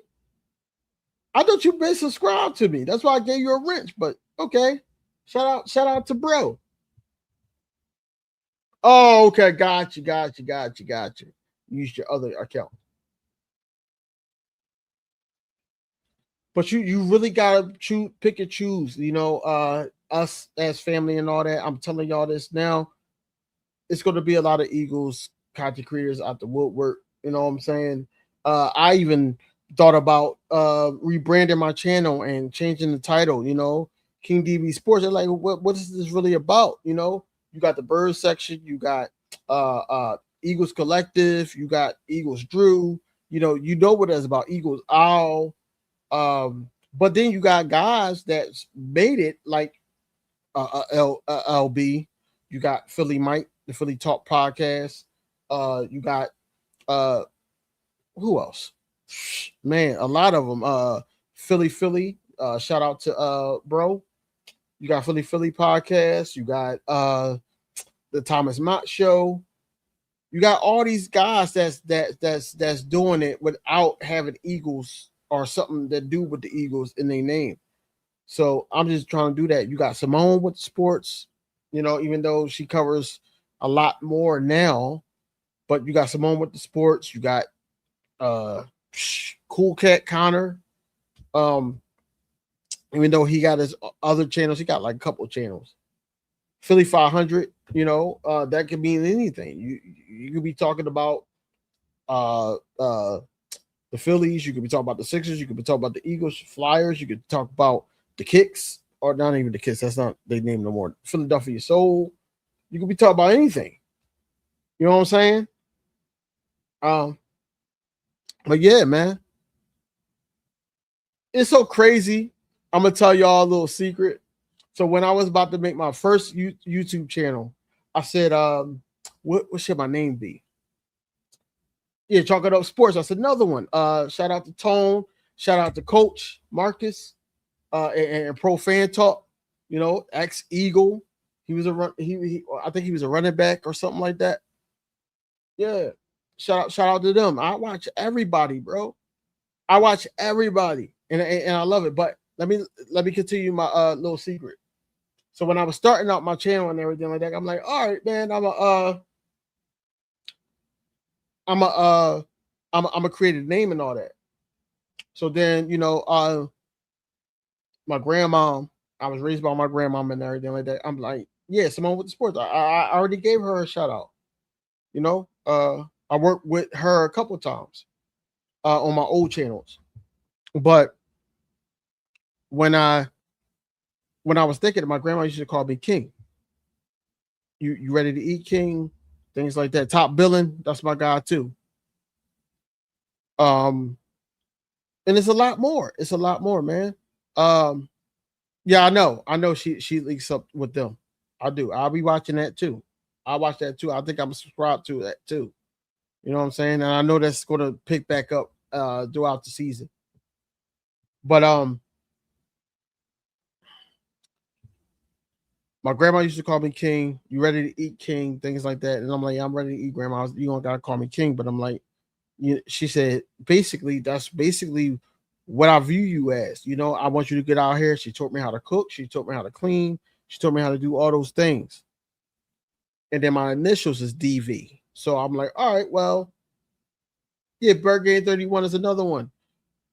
We can't talk. I can't pause that story, but I can't talk about the influences and things like that that got me going to YouTube on my first channel, because this is like my third channel, maybe fourth. But I can't talk about it without talking about JC Sports Talk. JC Sports Talk is the one that gave me my big break. You know, I had a whole show with him, and we were debating and things like that. But hey, everything comes down to an end. Gotta talk about Smitty Eagle. You know, that's another one. He basically said, hey man, we got a lot in common. I think that Joey Shakes is my guy. Joey Shakes is my guy, man. I love the fact that he loves horror movies. He's a big time Eagles fan. He has his own opinions. Gotta respect it. Gotta respect it. Like I say, Eagle Owl. That's another one, you know. But back to my story. So my grandma was calling me King and all that. So I was like, all right, King, that would be great, because my grandma right now, I got her ashes with me and all that. You know, I carry my grandma heavy because that was like my mom. That's Mom Dukes to me. So So I was like, my initials are DV. So I'm like, all right, let's just put King DV. And then I was like, all right, I don't think that people will want to call me King. That's weird. I'm not T.I. I'm not, but then I seen Lord Brunson, and I'm like, they calling him Lord Brunson. They calling him LB. They call him Lord Brunson. Well, yeah, let's do it. Let's see where this goes. And the rest is history, man. The rest is history. The rest is history. But yeah, man, I think that on everything, man, 13 days away from training camp, I think that we have a lot to look forward to, man. A lot to look forward to, man. I'm gonna tell y'all a little bit of things that I'm looking forward to before I get out of here. I'm looking forward to the linebacker competition, man, to see how bad Jeremiah Trotter Jr. wants snaps. I'm looking forward to see if BG does come or be signed before training camp, because he said if he's not trying to wait until like midway through the season like he did last year. He wants to play from start to finish. You got to talk about the safety room, of course, trying to see who's going to be with the starters, and then how the rotation is going to go throughout. No, Tiff, I'm gonna get to that. I'm not going nowhere yet. We popping right now. But yeah, I think that we gotta talk about everything, man. You gotta talk about Will Shipley. Where's his stance at with the team right now? How Damian Pierce going to show up? You gotta talk about all right. Since everybody bringing it up, right? Not everybody, but Tiffany and Drew, talking about it. Jaden Daniels, man, shout out to Eagle Owl. He did put out a video. He was really, really, really nervous and scared about the injury that he adored last season. You know what I'm saying? That's not good news for a Commanders fan. I feel like, and we got to talk about it because that's in the division. We played them twice. I feel like that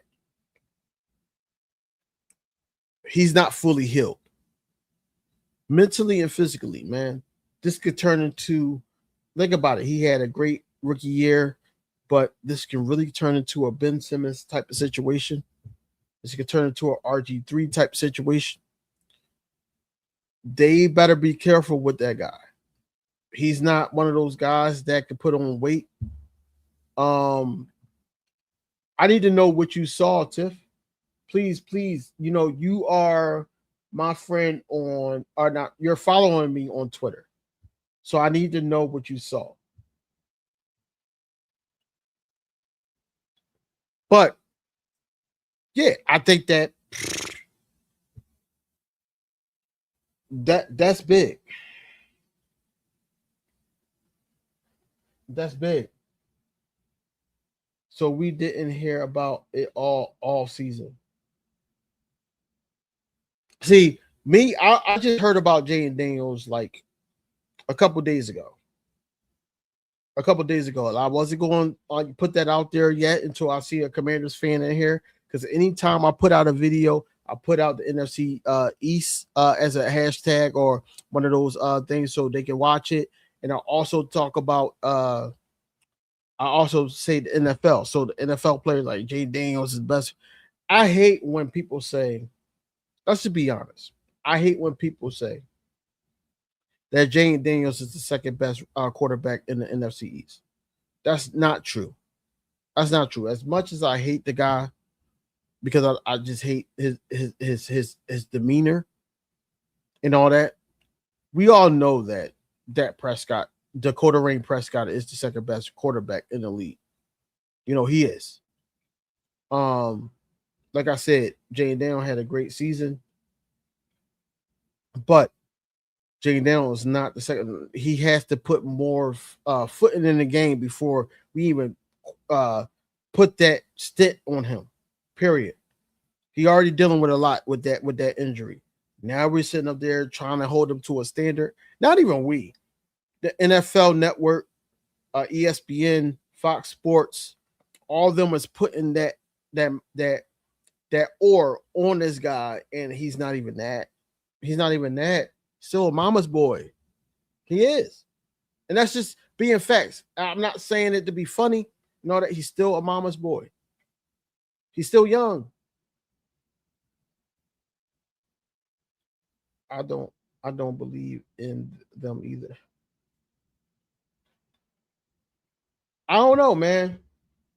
I don't know. All I know is that the Giants has a great front seven.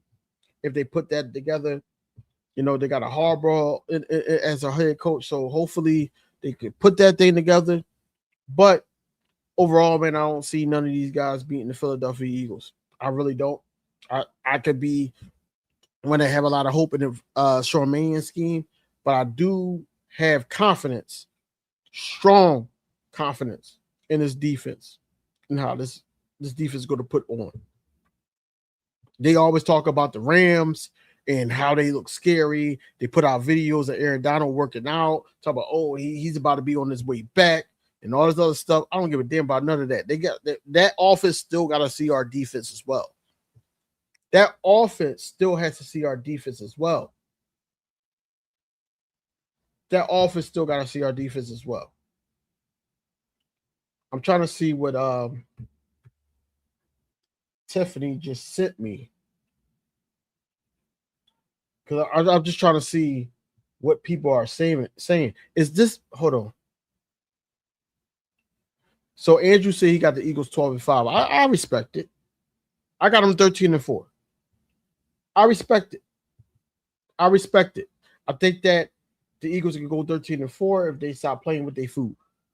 I think they can go 13-4 if they got a competent offensive coordinator, which I feel like that they do, that can actually have them scheme open plays to the point where they're not scoring just one half. They can go 13-4 if they're not putting everything on the defense and the defense is not getting tired. They could go 13-4 depending on the offensive line and their health and also their discipline are not making us go backwards and they have these third and longs. These are things that worried me going into the season because we dealt with that last season. And you only as good as your last season. You only as good as your last season. Hold on. Let me see what Tiffany just sent me though. Because I need to see what's really going on in the world. Hold on, there we go.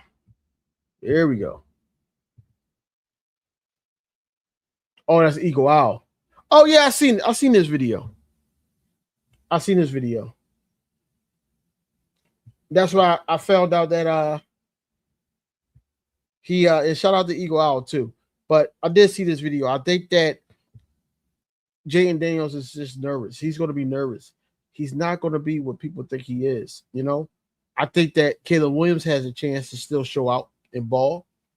But I don't think that Jaden Daniels is going to be one of those ones this year. I really don't.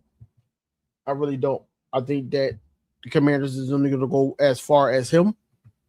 You know what I'm saying? I don't know how good their offensive line is. I heard that they were trash from other Commanders fans. I have my mother lives in Washington, so I did, have debates because I always wear my Eagles hats and all that, and they want to, y'all gonna be trash this year, and they want to talk trash and all that. So I go back and forth with them, any store I go into, and all that. So, yeah. We held Dallas to 22 points in both games. Facts. Y'all shot me yesterday. What was that? Yesterday? No. That wasn't yesterday. Where we at? Thursday. 2 days ago, Tuesday. Y'all shot me. Eagles Drew saying that George Pickens was better than CeeDee Lamb too. Y'all shocked the hell out of me on that. Y'all shocked me. I'm sitting here listening. Because as an Eagle fan, I'm sitting here like I don't give a damn what's going on with the Cowboys and all that. I'm really focused on the Eagles and what they need to do because let's face it, we're dealing with new voices in our locker room, you know, and hopefully we don't have to have that damn positive bunny in the locker room anymore. That's what I'm concerned about. That's what I'm concerned about at the end of the day. No, Pickett's tough, man, but Lamb is good, but you only as good as a wide receiver, you're only as good as your quarterback. We've seen that plenty of times. Think about it. A.J. Brown, when he was with the Tennessee Titans, yes, we knew how good he could be, but the elevation didn't come until he became an Eagle. And now he's a Patriot, and they think that it's going to be better. You tripping. Art, what up? EC1, what up? Cowboys fans now saying Dak going to go to the bowl. He's not going to the bowl. Think about it like this, right? I just watched a TikTok of their head coach, the Cowboys head coach, sit up there and say that, hey, the goal is for the Cowboys to be in LA and all that. And after we win a ring, I'm gonna get a ring for my dad. And he's sitting up there wiping off tears and shit like that. Stupid shit. Dumb stuff. Like, y'all don't learn. The Cowboy fans don't learn. Why are we sitting up there talking about the Super Bowl? Y'all went 7-9-1. Y'all didn't make the playoffs last season. Last time y'all made the playoffs, y'all shit the bed. Why should we believe that y'all going to sit up there and make the Super Bowl this year when the NFC got tougher? The NFC got tougher, and y'all don't stand a chance. Y'all really don't. Coaches is bad. Y'all relying on a first-year defensive coordinator to fix the defense. Y'all think y'all got Ed Reed from what I'm hearing. We gotta make it make sense. Last year, y'all sat up there and told, I forgot who y'all told, talk about something, we gonna see y'all in the Super Bowl. Dak said that. Even Jerry Jones ain't believe that shit. Jerry Jones ain't even believe that. I don't even know what the hell he talking about. He shook his hand, was like, yeah, it's good to see you, and then walked off. He ain't even believe it. Now you got the head coach talk about something. Yeah, we gonna be in LA, and I'm gonna get my dad. Look, man, your dad is gonna be ringless, bro, unless he's married to your mother. He's gonna be ringless. It's not gonna happen. Just like it's dirty people right here in the chat. That's how many years y'all went without a Super Bowl. Shit, now it's 32. Dallas hype season will turn into a choke season. Look, if it's another choke season and all that, Jerry Jones, Stephen Jones, whoever the hell is going to be at the helm next offseason, going to have a lot of decisions to make on offense. A lot.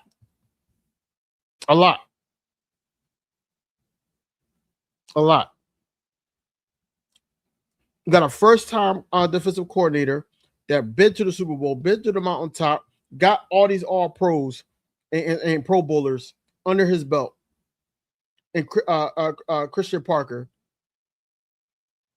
I don't want them to make him the scapegoat, but I feel like that's where it's going to be leading to. I don't want him to be the scapegoat. Because y'all knew coming in, he was just a first time. Like, it's a difference when you are a positional coach and you are a defensive coordinator of everything. You can oversee these positions, man. Oh, yeah, man. Look, no, the positional coach is going to teach him how to be a defensive coordinator. How the hell you going to teach somebody that got a higher pay? Like, that's almost like me being in retail and be like, I'm a sales rep, but I'm going to teach my manager how to sell and how we should sell. That's stupid shit. That's dumb. You can't sell me on BS. You can't. That's why I sit up there and I listen to people when I'm talking to people and all that, especially content creators or fans that sit up there and big up their team and all that. And then I sit up there and Hey, no,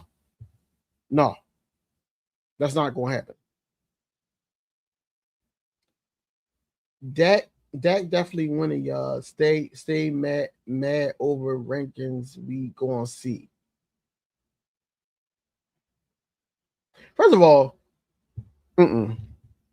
grammar, bro. Dak definitely winning, y'all. Stay made over rankings. We gonna see. What did he just say? And what demon he just summoned? I don't even know what the hell is going on here. All I know is he's a Cowboys fan and he really believed that Dak is going to win. Now, how delusional are you to think that Dak is going to win? You've been saying that for the last past 10 years. I don't know. But you're delusional as the fan base, and you really are a Cowboys fan. First of all, Dallas Cowboys, but y'all stadiums in Arlington, y'all confused already from the rip. Then y'all sit up there and say, "Oh, it's not about winning. It's not about winning." But then when we talk about, hey, no, the Eagles just won, been to 2 Super Bowls and all that. Oh no, it's not about winning, but we got 5 Super Bowls that y'all gotta dust off, and y'all gotta spray with some type of air can in order to get all the cobwebs and stuff off. Like, come on, man. Dak Prescott winning Super Bowl this year going to hit different. No, it's not. Because it's not going to happen. It's not going to happen. I love the fact that the Cowboys content creators and fan base is living in AI. They're living in AI. Like, I could chat GPT right now, like, yeah, make the Cowboys win the Super Bowl. They're going to have Dak raising up the trophy. They're going to have old ass Jerry raising up the trophy and all that. And it's not true. It's not true. Stop it. Stop. Hold up. Do I got that? Hold up. I need to find that video. Where that Michael Jordan video? Come on, man. I need it. Hold up. No. Let me find that Michael Jordan video real quick, y'all. I gotta find that Michael Jordan video real quick. Let me see how good I am. I gotta find that Mike Jordan video. There we go. All right.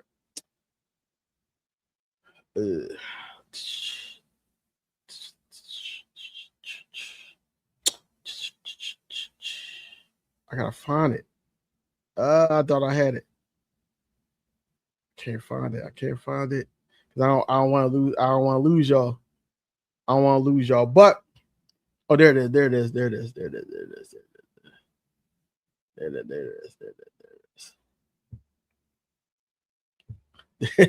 is. Hey, you knew what I was talking about.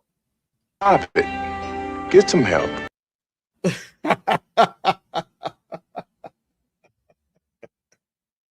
Yeah.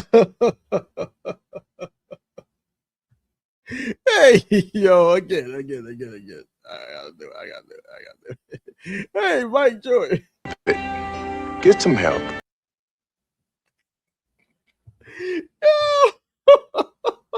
That better than hers, but y'all ain't ready for that conversation. Yo, you gonna lose badly tonight, man. Look, everybody's sitting up here waiting for me to just drag something.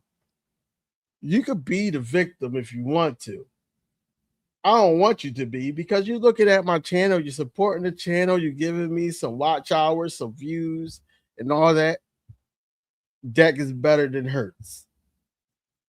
Like that we gotta make it make sense, bro. Like, I don't even know what bath salts that you smoking are on, what kind of medicine, fentanyl, that's good around this neck of the woods in Kensington, PA. I don't know if you visited, but there's a lot of zombies out there. So when you sit up there, you're talking about Dak Prescott, somebody that's been in there for 10 years, never sniffed the NFC Championship, never sniffed the Super Bowl, never got out the second round. I don't give a damn about no damn yards and all that, because that's what you're going to say. Oh, he got this many yards and all that. He was an MVP candidate. So was Jalen Hurts. Jalen Hurts is an all-pro too. He's an all-pro, right? Yes, Dak Prescott had teams too. He had 2,000-yard receivers, 1,000-yard rusher. He had a great offensive line, and all that. Couldn't do anything with it. Do that away. So what are we talking about? Like, do you know the standard of your team? Because the standard of your team is just being relevant. Just being relevant. What rankings say? I love you, man. I love you because at the end of the day, you go by what the rankings say. You really go by what the rankings say. Your guy is 6th or 7th or whatever like that, right? That's what you go by. Where did that lead y'all? Did y'all get a ring in 3 decades? Yes or no? Did y'all get a ring? Please tell me y'all got a ring. You know, because I think I'm living in another I think we all living in an alternate reality, whereas though the Dallas Cowboys hasn't won. I'm not mad at all. I just want you to feel stupid. You know? I just want you to feel dumb when you talk about football. I feel like that when you're a Cowboys fan, you come in here talking about Dak Prescott being better than QB1, Jalen Hurts. Y'all sitting up there saying that y'all going to win the Super Bowl and all that. I think y'all trolls, because I know deep in your heart, you know that's not true. You know that's not true. The rankings don't make anything. It didn't hurt. We talked about it. We called out people that was a part of the rankings and thought that it was correct, that was credible to y'all, because they're not credible to us, because my people, my family sit up there and support us. Content creators. I love this conversation. I'm over 2 hours and all that, and I'm still going. I'm still going. The playoff stats, 2-5. Dak Prescott is 2-5 in the playoffs. Ask me what QB1 is. Ask me what. He lost to Green Bay twice. Lost to San Fran, I think, twice. Huh? He only beat, who he beat? I think he beat Seattle and he beat Tom Brady on his way out. That's the only 2 wins he got in the playoffs. What are we talking about? What are we talking about? Meanwhile, top 10, hold up. I got the stats. I don't think I could post it up here, but I do got the stats, right? I do got the stats about Jalen Hurts. Don't I? Because at one point, Jalen Hurts was the third best quarterback heading into 2023. 2-5 in 11 years is suspect. But we're sitting up there talking about rankings. 2-5. Think about it like this.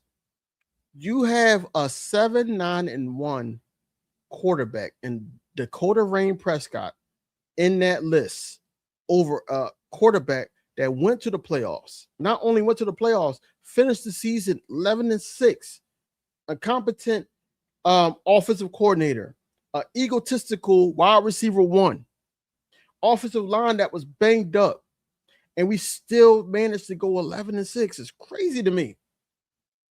It's insane. Dakota Rain Prescott couldn't withstand all that. You know, he sit up there and say things like, "We effing up."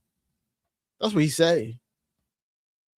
You know, I'm not a lip reader, but you know, that's what he said. That's what he said, though. You know what I'm saying?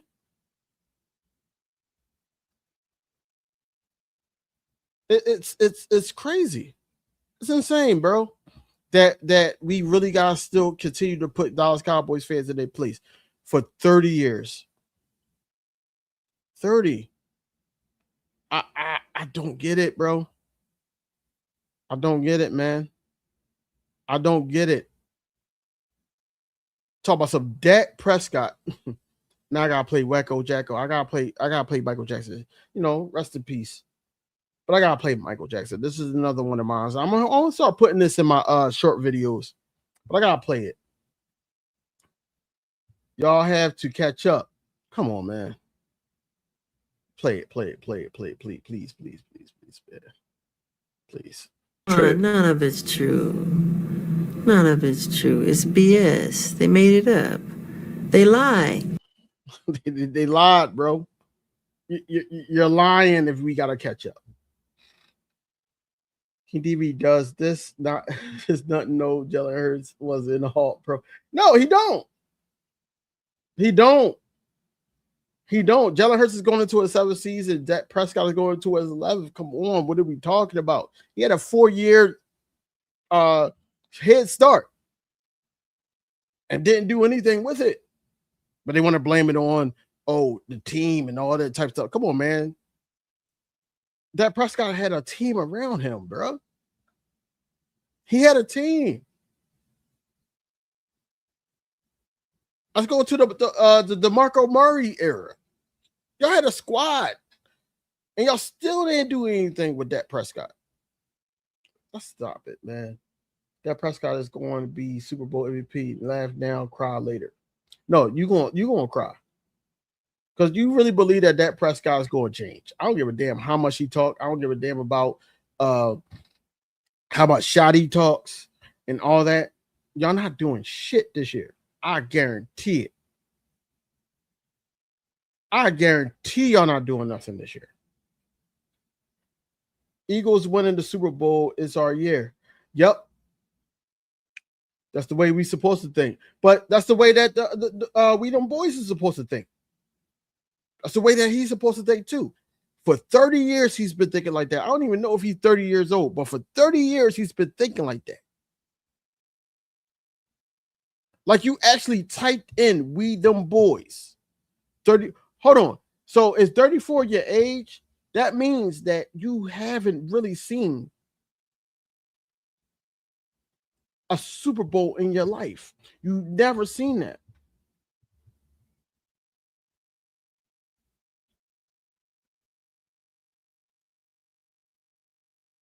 That's horrific. That's really horrific. Like you really didn't see a Super Bowl in 34 years. If that's your age. But you really typed that as your at name for YouTube. Your channel should have been flagged, bro. They already know. I don't even know why Cowboys content creators like think about it. Drew, bro, we have and I hope you enjoyed your birthday, bro. I hope you enjoyed your birthday. But we have 49ers fans, Lions fans, Cowboys fans, of course, Commanders fans, Giants fans, all these fans hopping into Eagle spaces to see what we're talking about, to sit up there and troll and do what they need to do. That just tells me nothing's more entertaining than the Eagles content creator, because at the end of the day, y'all got your own y'all got your own team content creators, and you sitting up here going back and forth with me and my family.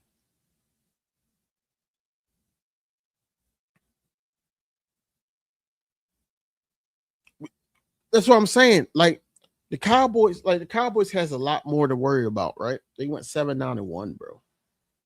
7-9-1. 2024 is supposed to be us versus them in the NFC Championship. They lost to the 49ers. 49ers got their ass spanked. Then not 2024, I'm sorry, 2022. 2024, the Washington Commanders hopped over them because they made it.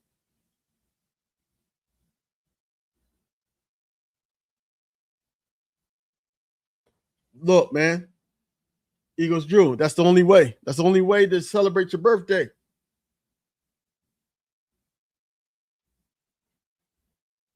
That's the only way to celebrate your birthday. Your wife really treated you like a king. That's all that matters, man. Your better half treating you like a king. I respect that. Right. I never seen been in a Cowboys. That's what I'm saying. We sitting up here, still sharp and still unique. We sitting up here. You're talking stuff. Tiffany talking stuff. Drew's talking stuff. EC1 talking stuff. Art's talking stuff. When Jacob come in here, he's talking stuff. He's just basically we're basically jogging our minds on where our team needs to be at the end of the day. Because at the end of the day, regardless if you like Jalen Hurts or not, and all that, look, we already know. Like, hey, we all want the same thing. We all want these rings at the end of the day. Not once anybody say in my chat that they rather Carson Wentz as a quarterback than Jalen Hurts. Nobody ever said that. Nobody ever said that. So, again, we don't sit up there and go over there and just start trolling and all that. Why are we trolling? Why are we trolling? Even if we're losing, even if we lose the division, even if we lose the division, we're not go hopping over there and do that. We're trying to figure out what happened, what was wrong, what quarterback needs, not what quarterback, what coach needs to be fired, Howie Roseman, what moves he need to be made, who needs to not be signed back after this year, who needs to be on the trade block, who's on the hot seat. We're focusing on that. Not them. They sit up there. Oh, we got 7-9-1. Yeah, man, it's 0-0. 2022, I got the most out of Dallas Cowboys fans talking about, oh, it's 0-0 now. Y'all, what y'all did in 2022 in that Super Bowl, that don't matter no more. Then we made it back. You know how hard it is to make it back to the Super Bowl? And we made it back. Not only we made it back, we basically circled the block and got our lick back from the Chiefs. Like, what are we talking about? What are we talking about? But then they flip it and be like, oh, Jalen sexuals, Tiff. They say we Jalen sexuals because we're bigging him up. No, we looking at the accolades and the work that he's putting in, and then what he has to go through, because it's always every single year, except for probably the first 2 years, but every single year it was an uphill climb because he's learning a new offense, learning a new offensive coordinator, has a new QB coach. And now he's going not only with a new offensive scheme, he's going with a whole new. Think about it. Him and Jeff Stoutland was close.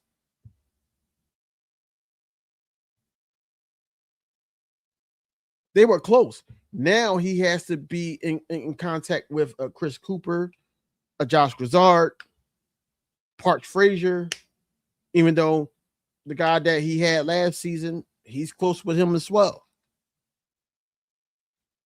But Park Frazier knows how to manage the situation where a quarterback is going through a whole new scheme and a whole new system. So we shall see. We shall see. Hurts outplayed Mahomes twice. What has Dak done? Nothing. Nothing, but had a good record against the Eagles in the offseason. I mean, and it's all season. In the regular season. He has a good record against the Eagles in the regular season. He had not Super Bowl. That's talking cliche. That's just facetious of me for saying that. Pardon me, y'all. But he has over 4,000 yards. He knows how to throw the ball and everything like that. It's one of those things where that's enough for Cowboys fans now. They went from the top of the total bowl. That's before the salary cap hit. You know, the cap space hit, and Jerry Jones couldn't put Jerry Jones money towards anything no more. So now we're sitting up here thinking, okay, what's going on with the Dallas Cowboys that they can't get over the hump? And what's going on with the Cowboys is that they're selling them Disney World without Mickey Mouse.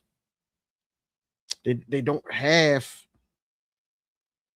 the lore that people are afraid of them anymore. You know, when they had Deion Sanders, they bought him. They got Michael Irvin. They got they just don't have the lore anymore. They don't. They are laughing stock, but they're supposed to be America's team. Now, if it's this president America,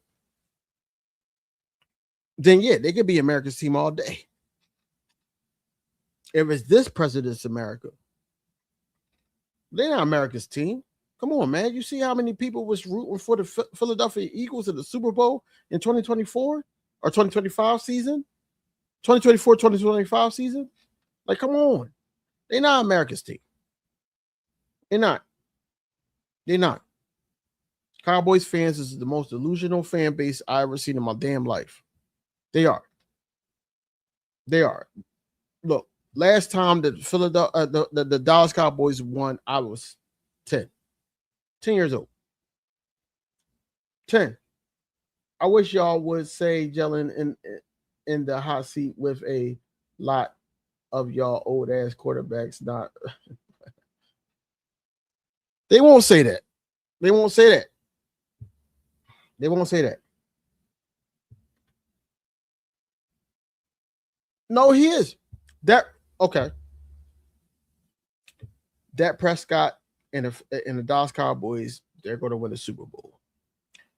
And a coach is going to win a Super Bowl and give a Super Bowl championship to his dad. And the 1-2 punch, they're going to sit together. They're going to sit up there and re-sign George Pickens off that franchise tag. They're going to sit up there and have Christian Parker sit up there and make that defense a Super Bowl winning defense. They really believe that. Not me. Not I. Oh, man, let's break it down even further, man. Dallas Cowboys schedule. Because I am going to do ours. Don't worry about that. But let's break it down, y'all. Let's break it down. I hate that damn blue star. What they do. By the way. So they play the Giants first game. It's a lot of players that could get banged up that game, but I do got the Cowboys winning that game. They play the old ass Commanders with a fragile Mr. Glass, Jaden Daniels. I don't know who's going to win that game. Then they play the Baltimore Ravens. They play the Baltimore Ravens in Baltimore. Then they play the Houston Texans. Then they play the Buccaneers. No. They play the Ravens in Jerry's World. Then they play the Houston Texans. Then they play the Buccaneers. Then they play Green Bay. That's Michael Parsons coming back and all that. No, they play them in Green Bay. They play them in Lambeau this time. Then they play us in week 7. They're going to beat the Commanders. I'm sorry. They're going to beat the Cardinals. Then they play Indianapolis, who's looking for a bounce back year after having a good season. And then, then they play the 49ers in week 10. Then they play Tennessee. Then they play us week 12. Then they play the reigning Super Bowl champions before the bye week. Then they play the Rams after the bye week in Los Angeles. Then they play the Jaguars, the Giants, and then the Commanders. Honestly, I got them going 8-9. That's my prediction for the Dallas Cowboys. I think the Dallas Cowboys are going to get too banged up because I was waiting on your ass. I was waiting on you. Wow, this Cowboys show, I can't believe this. They nervous. Wow. Who's nervous, bro? First of all, I was talking to another Dallas Cowboys fan. But since your ass is in here, I'm talking to you now.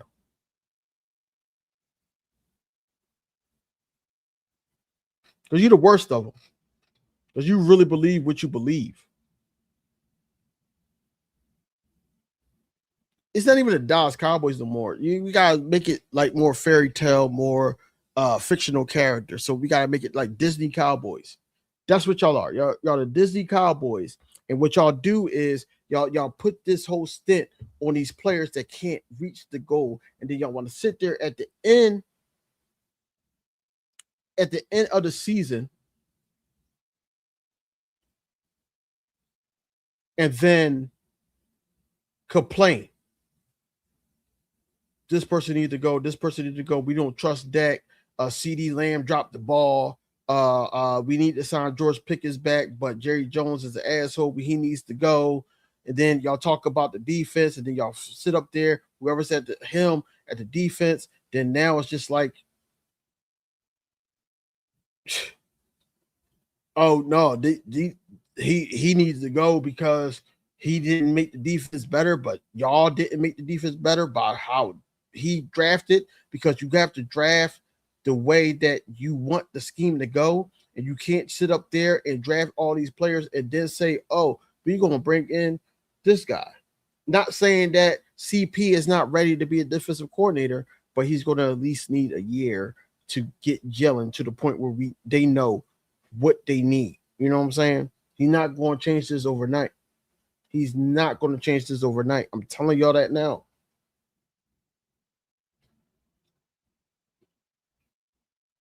I don't know, man. We about to hit 2 hours and 30 minutes, man. I'm rocking right now. I'm rocking right now, man. I'm rocking right now, Tiff. I don't know. That I don't know if that's a poop emoji you need to answer your question. Hey, what tape y'all got on us this year? They don't really have no. That's what I'm saying. And that's the whole thing too about tape. Because we keep saying that, you know, the Eagles have to play some starters in the postseason. Not postseason, preseason. They have to play them in preseason, and I don't know if that's going to happen. Because they could use that as their advantage, because it's a mixture that Charmaine is coming with. When December comes, the Cowboys are going to be sitting at, that's what I'm saying. Their situation, Reginald. No, I don't like that. Reggie. Their situation ends midway through the season, man. We still be sitting up there fighting in January to try to extend our playoff run. Nina, what up? Hey, he said, yeah, we nervous. We nervous, man. That don't need preseason. What you gotta see, kinfolk. Nobody talk about that. Needing preseason. Where's Boss Cowboys and where's y'all top guys and all that D-Cuz could be in that live? You know what I'm saying? To the point where y'all talking about what can y'all do to get better. You know, the last thing I heard from the Cowboys, big content creators, y'all was talking about getting Von Miller. Von Miller hasn't been Von Miller since the first year he was with the Bills. Von Miller hasn't been him at all since then. And y'all saying y'all need him in order for Christian Parker's defense to work. Old ass Von Miller, man. And I like Von Miller. You know what I'm saying? I felt like that, you know, after the Commander stint, I felt like that he should have just hung it up and went about his merry way. But, you know, pride is a hell of a drug for a man.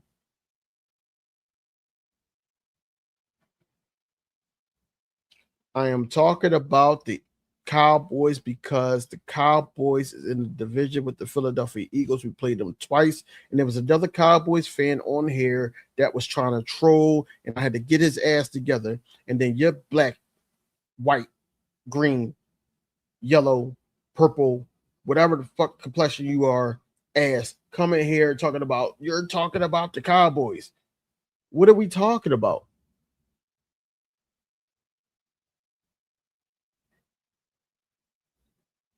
Just like when you go to your content creators, and I'm mad that you're making me curse because I really don't curse that much on my channel. But when you're sitting up here, thinking about it, you're on my channel thinking about rainbow for us. Crazy. I'm not getting mad at all. That's just how I talk. When I'm passionate about what I'm talking about, because don't really have the audacity to sit up there and come into an Eagles chat to try to troll when your team was 7-9-1. The fact that we went 11-6, got bounced up, we went to the playoffs. Jalen Hurts still didn't miss the playoffs as a starter. But your guy,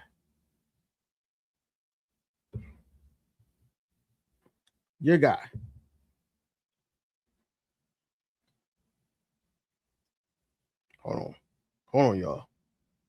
But your guy set up there in 10 years, couldn't get past the second round.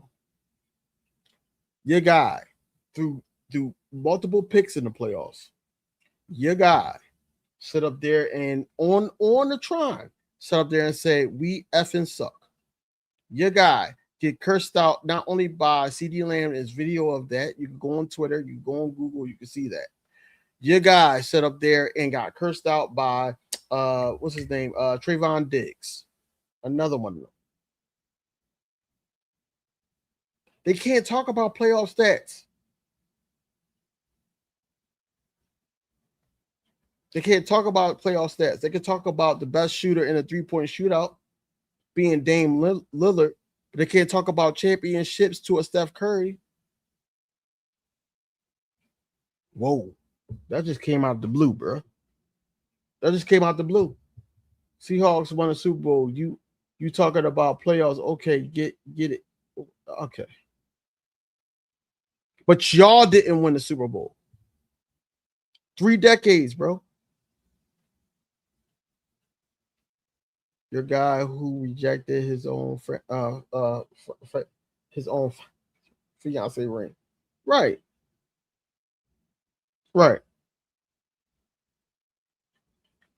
30 plus years, man. Because y'all not doing it this year. I'm telling you that now. You're not going to the Super Bowl. And if y'all go to the Super Bowl, y'all not winning. But I doubt they're going to go to the Super Bowl. It's too many damn good teams in the NFC, man. You got the Eagles, you got Seahawks, you got the 49ers, you got the Rams, you got who else? The Lions is decent. Who else you got? You know, you still got to worry about a couple teams in our division. I don't know, man.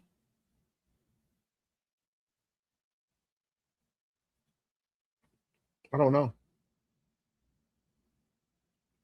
Yeah, that definitely not going to the playoffs. I don't see him going too far deep into the playoffs. Ain't no way in hell with the schedule I just read. Ain't no way in hell. Oh, you still got the Bears. That's another team, Andrew. You still got the Bears.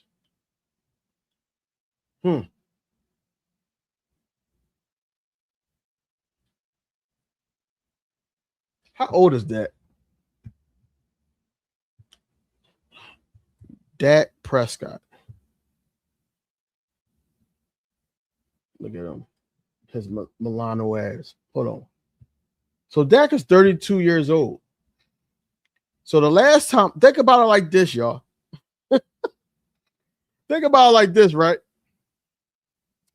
The last time the Dallas Cowboys won a Super Bowl, Dak was 3 years old. The last time the Cowboys won the Super Bowl, Dakota Rain Prescott. I'm sorry. I keep saying Dakota Rain. No, it's Rain Dakota Prescott. So his first name is Rain.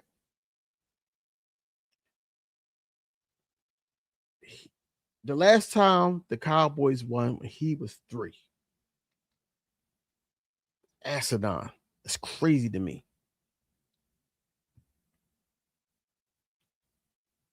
Crazy to me. Crazy to me. He's 32. He just started. Well, no. He's about to be 33. He's about to be 33 July 29th. So that means, yeah, he was 3 years old. 3 years old. Beyond me, bro. Beyond me. 2025, he had 4,552 yards, 30 touchdowns, 10 interceptions, 99.5 percentage. But where did that lead him? To a 7-9-1 record.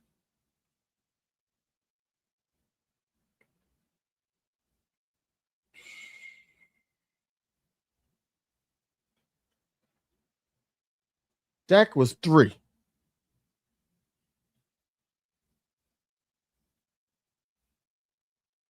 You think it's so crazy. You think that the Cowboys and Dak Prescott is going to go to the Super Bowl and Dak Prescott going to say, yeah, that's a no. Not here we go. He go, yeah, that's a no, because he's not going no damn where. He's not going no goddamn where. He's not. He's going to continue to say y'all suck. We trying to get for. I want to see it with Pickens, CD, Eagles fan. That's what's up. That's what's up, bro. I love the faith and the hope that you got in this guy. Or this team, your team. I like it, man. You know, I gotta respect it. Every single year, y'all accept failure. Every single year. And I love it. I love it. I love it. Love it. Because y'all cannot sit up there and just face fact that it's time for a change. I don't know if it's for, y'all GM. I don't know what it is about, but it's time for a change. It is. It's time for some type of change, because that what y'all been doing is not it. It's not it. It's not it. And y'all selling BS. Y'all selling dreams. Y'all selling dreams. Y'all selling dreams. Y'all are.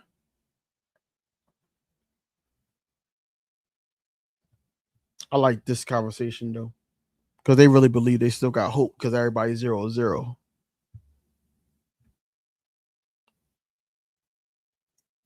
Go on Mark Holmes' channel. Go on, I'm just thinking about Eagles content creators, not Eagles, Dallas Cowboys content creators that you can actually just tap into, man. Twitter, Cole's Cowboys is on Twitter. He's in Spaces. Go on there. Talk about me. Say DV was talking about us, and go ahead and do that. But brainstorm how y'all going to sit up there and get to the new heights that y'all want to get to in the Super Bowl. Got your coach crying and all that. That shit is not going to help. It's not. Sorry.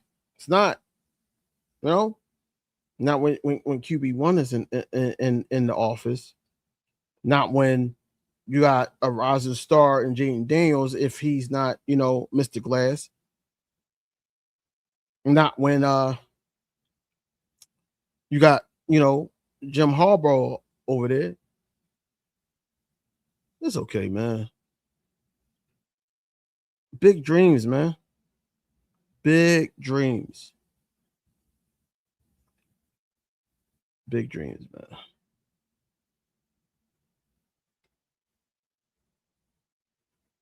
Yeah, they're happy with that. They're happy with that, man.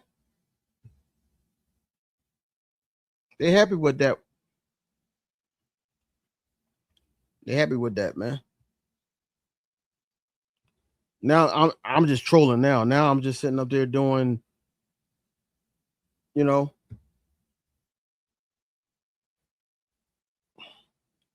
Y'all have Hurts, no problem. But don't forget, DV Dak is still on the 6. He's 6. He's 6. Now he's trying to do that reverse. That's what Cowboys fans do. They do that, like try to hit that Uno reverse card, try to say y'all got Hurts, no problem. Oh my God. Oh my God.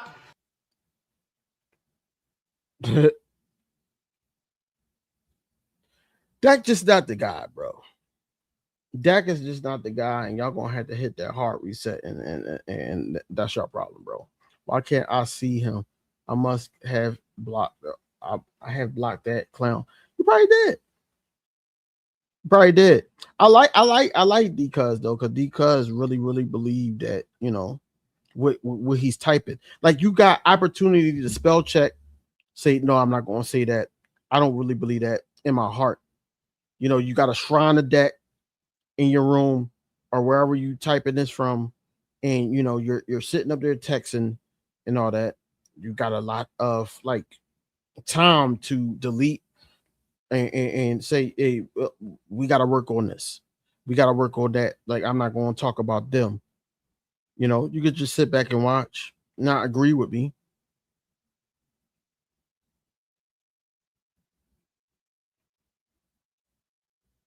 I got Hurts in front of everybody, man. Like except for probably Pat and all that, because the way my list goes is all about what you did in the league lately. Last past, let's say 5 years. That's what it means to me. I feel like that, you know, you got guys that choke, you got guys that sit up there is in the rankings just because of what they did in the first year of their career. You got guys that's in the top 10 that through not through that went to the Super Bowl, dethroned Patrick Mahomes in one stint. It's so crazy. It's crazy.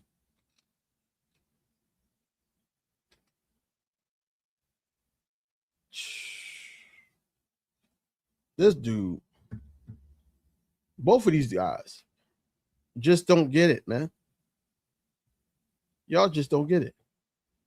Y'all sitting up there saying that y'all live rent free. Oh, it's too short. All right. You lucky. Can't post that. Stay talking about us. Dak is your daddy. We know. Yo, is y'all a special type of stupid if y'all really believe.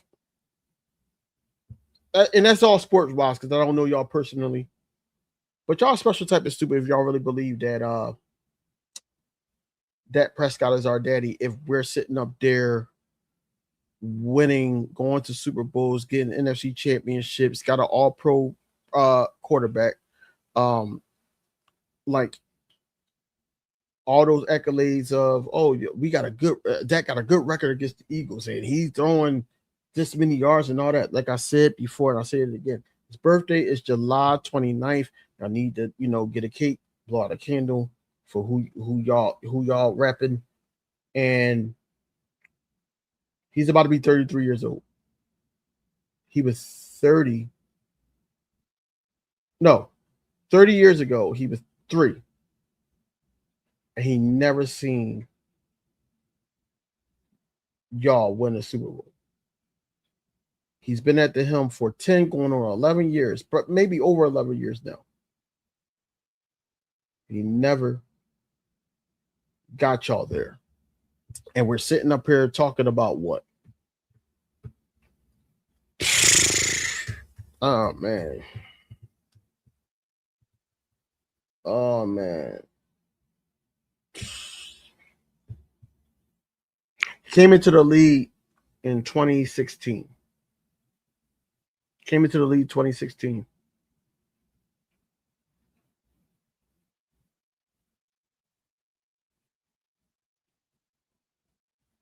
Look, all I'm trying to do is grow my channel, man. I love the fact that the Cowboys fans is here, but I'm just saying that don't y'all got a lot to work on. Y'all 7-9-1. Don't playoffs last season. You're only as good as your last season, like I said earlier. Why are we sitting up having a discussion about Dakota Ring Prescott? Man.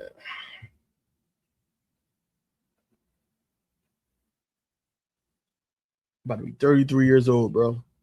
Meanwhile, my quarterback is about to be what, 27? Right? His birthday is the same day as my son's. Yeah, no, he's about to be 28. I'm sorry. He's about to be 28. Let's go back to Dak Prescott, right?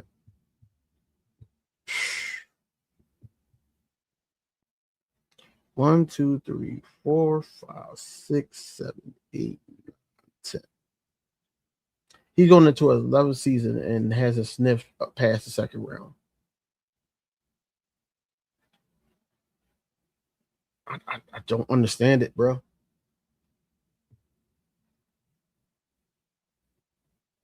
Talking about my Cowboys. How happy as shit y'all relevant? Because y'all know we're going to talk about y'all. Y'all already know, so you hop over here. Let's see what's going on. 30s, so why can't that? Oh, God, bro.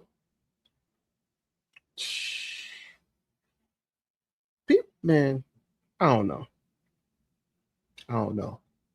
But I'm looking forward to the training camp and all that. Like I said, we're 13 days away.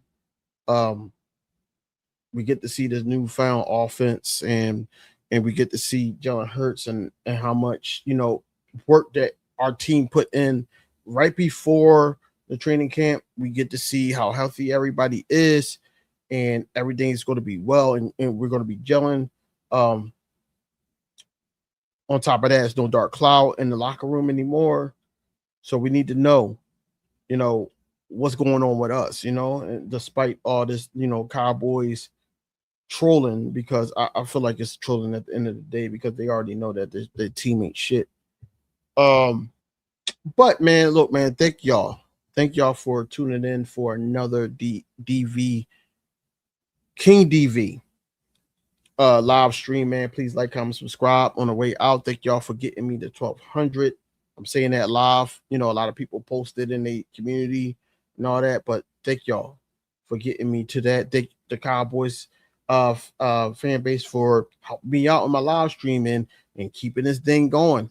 You did a lot. I normally don't be on here for about three hours, but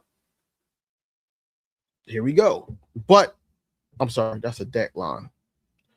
But yeah, man, we got a lot more to talk about. We were getting. Hold on, your last comment. Hold on, I gotta see it. Before we get out of here. They saying this type of dumb shit too. Ho.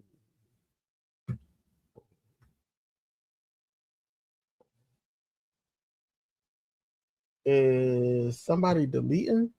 Oh no.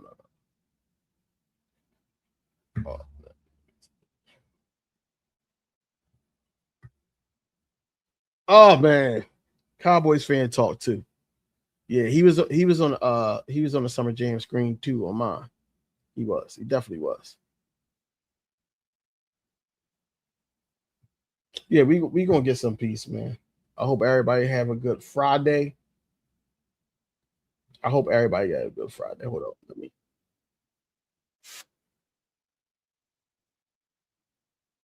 Boy, Mr. Wrong.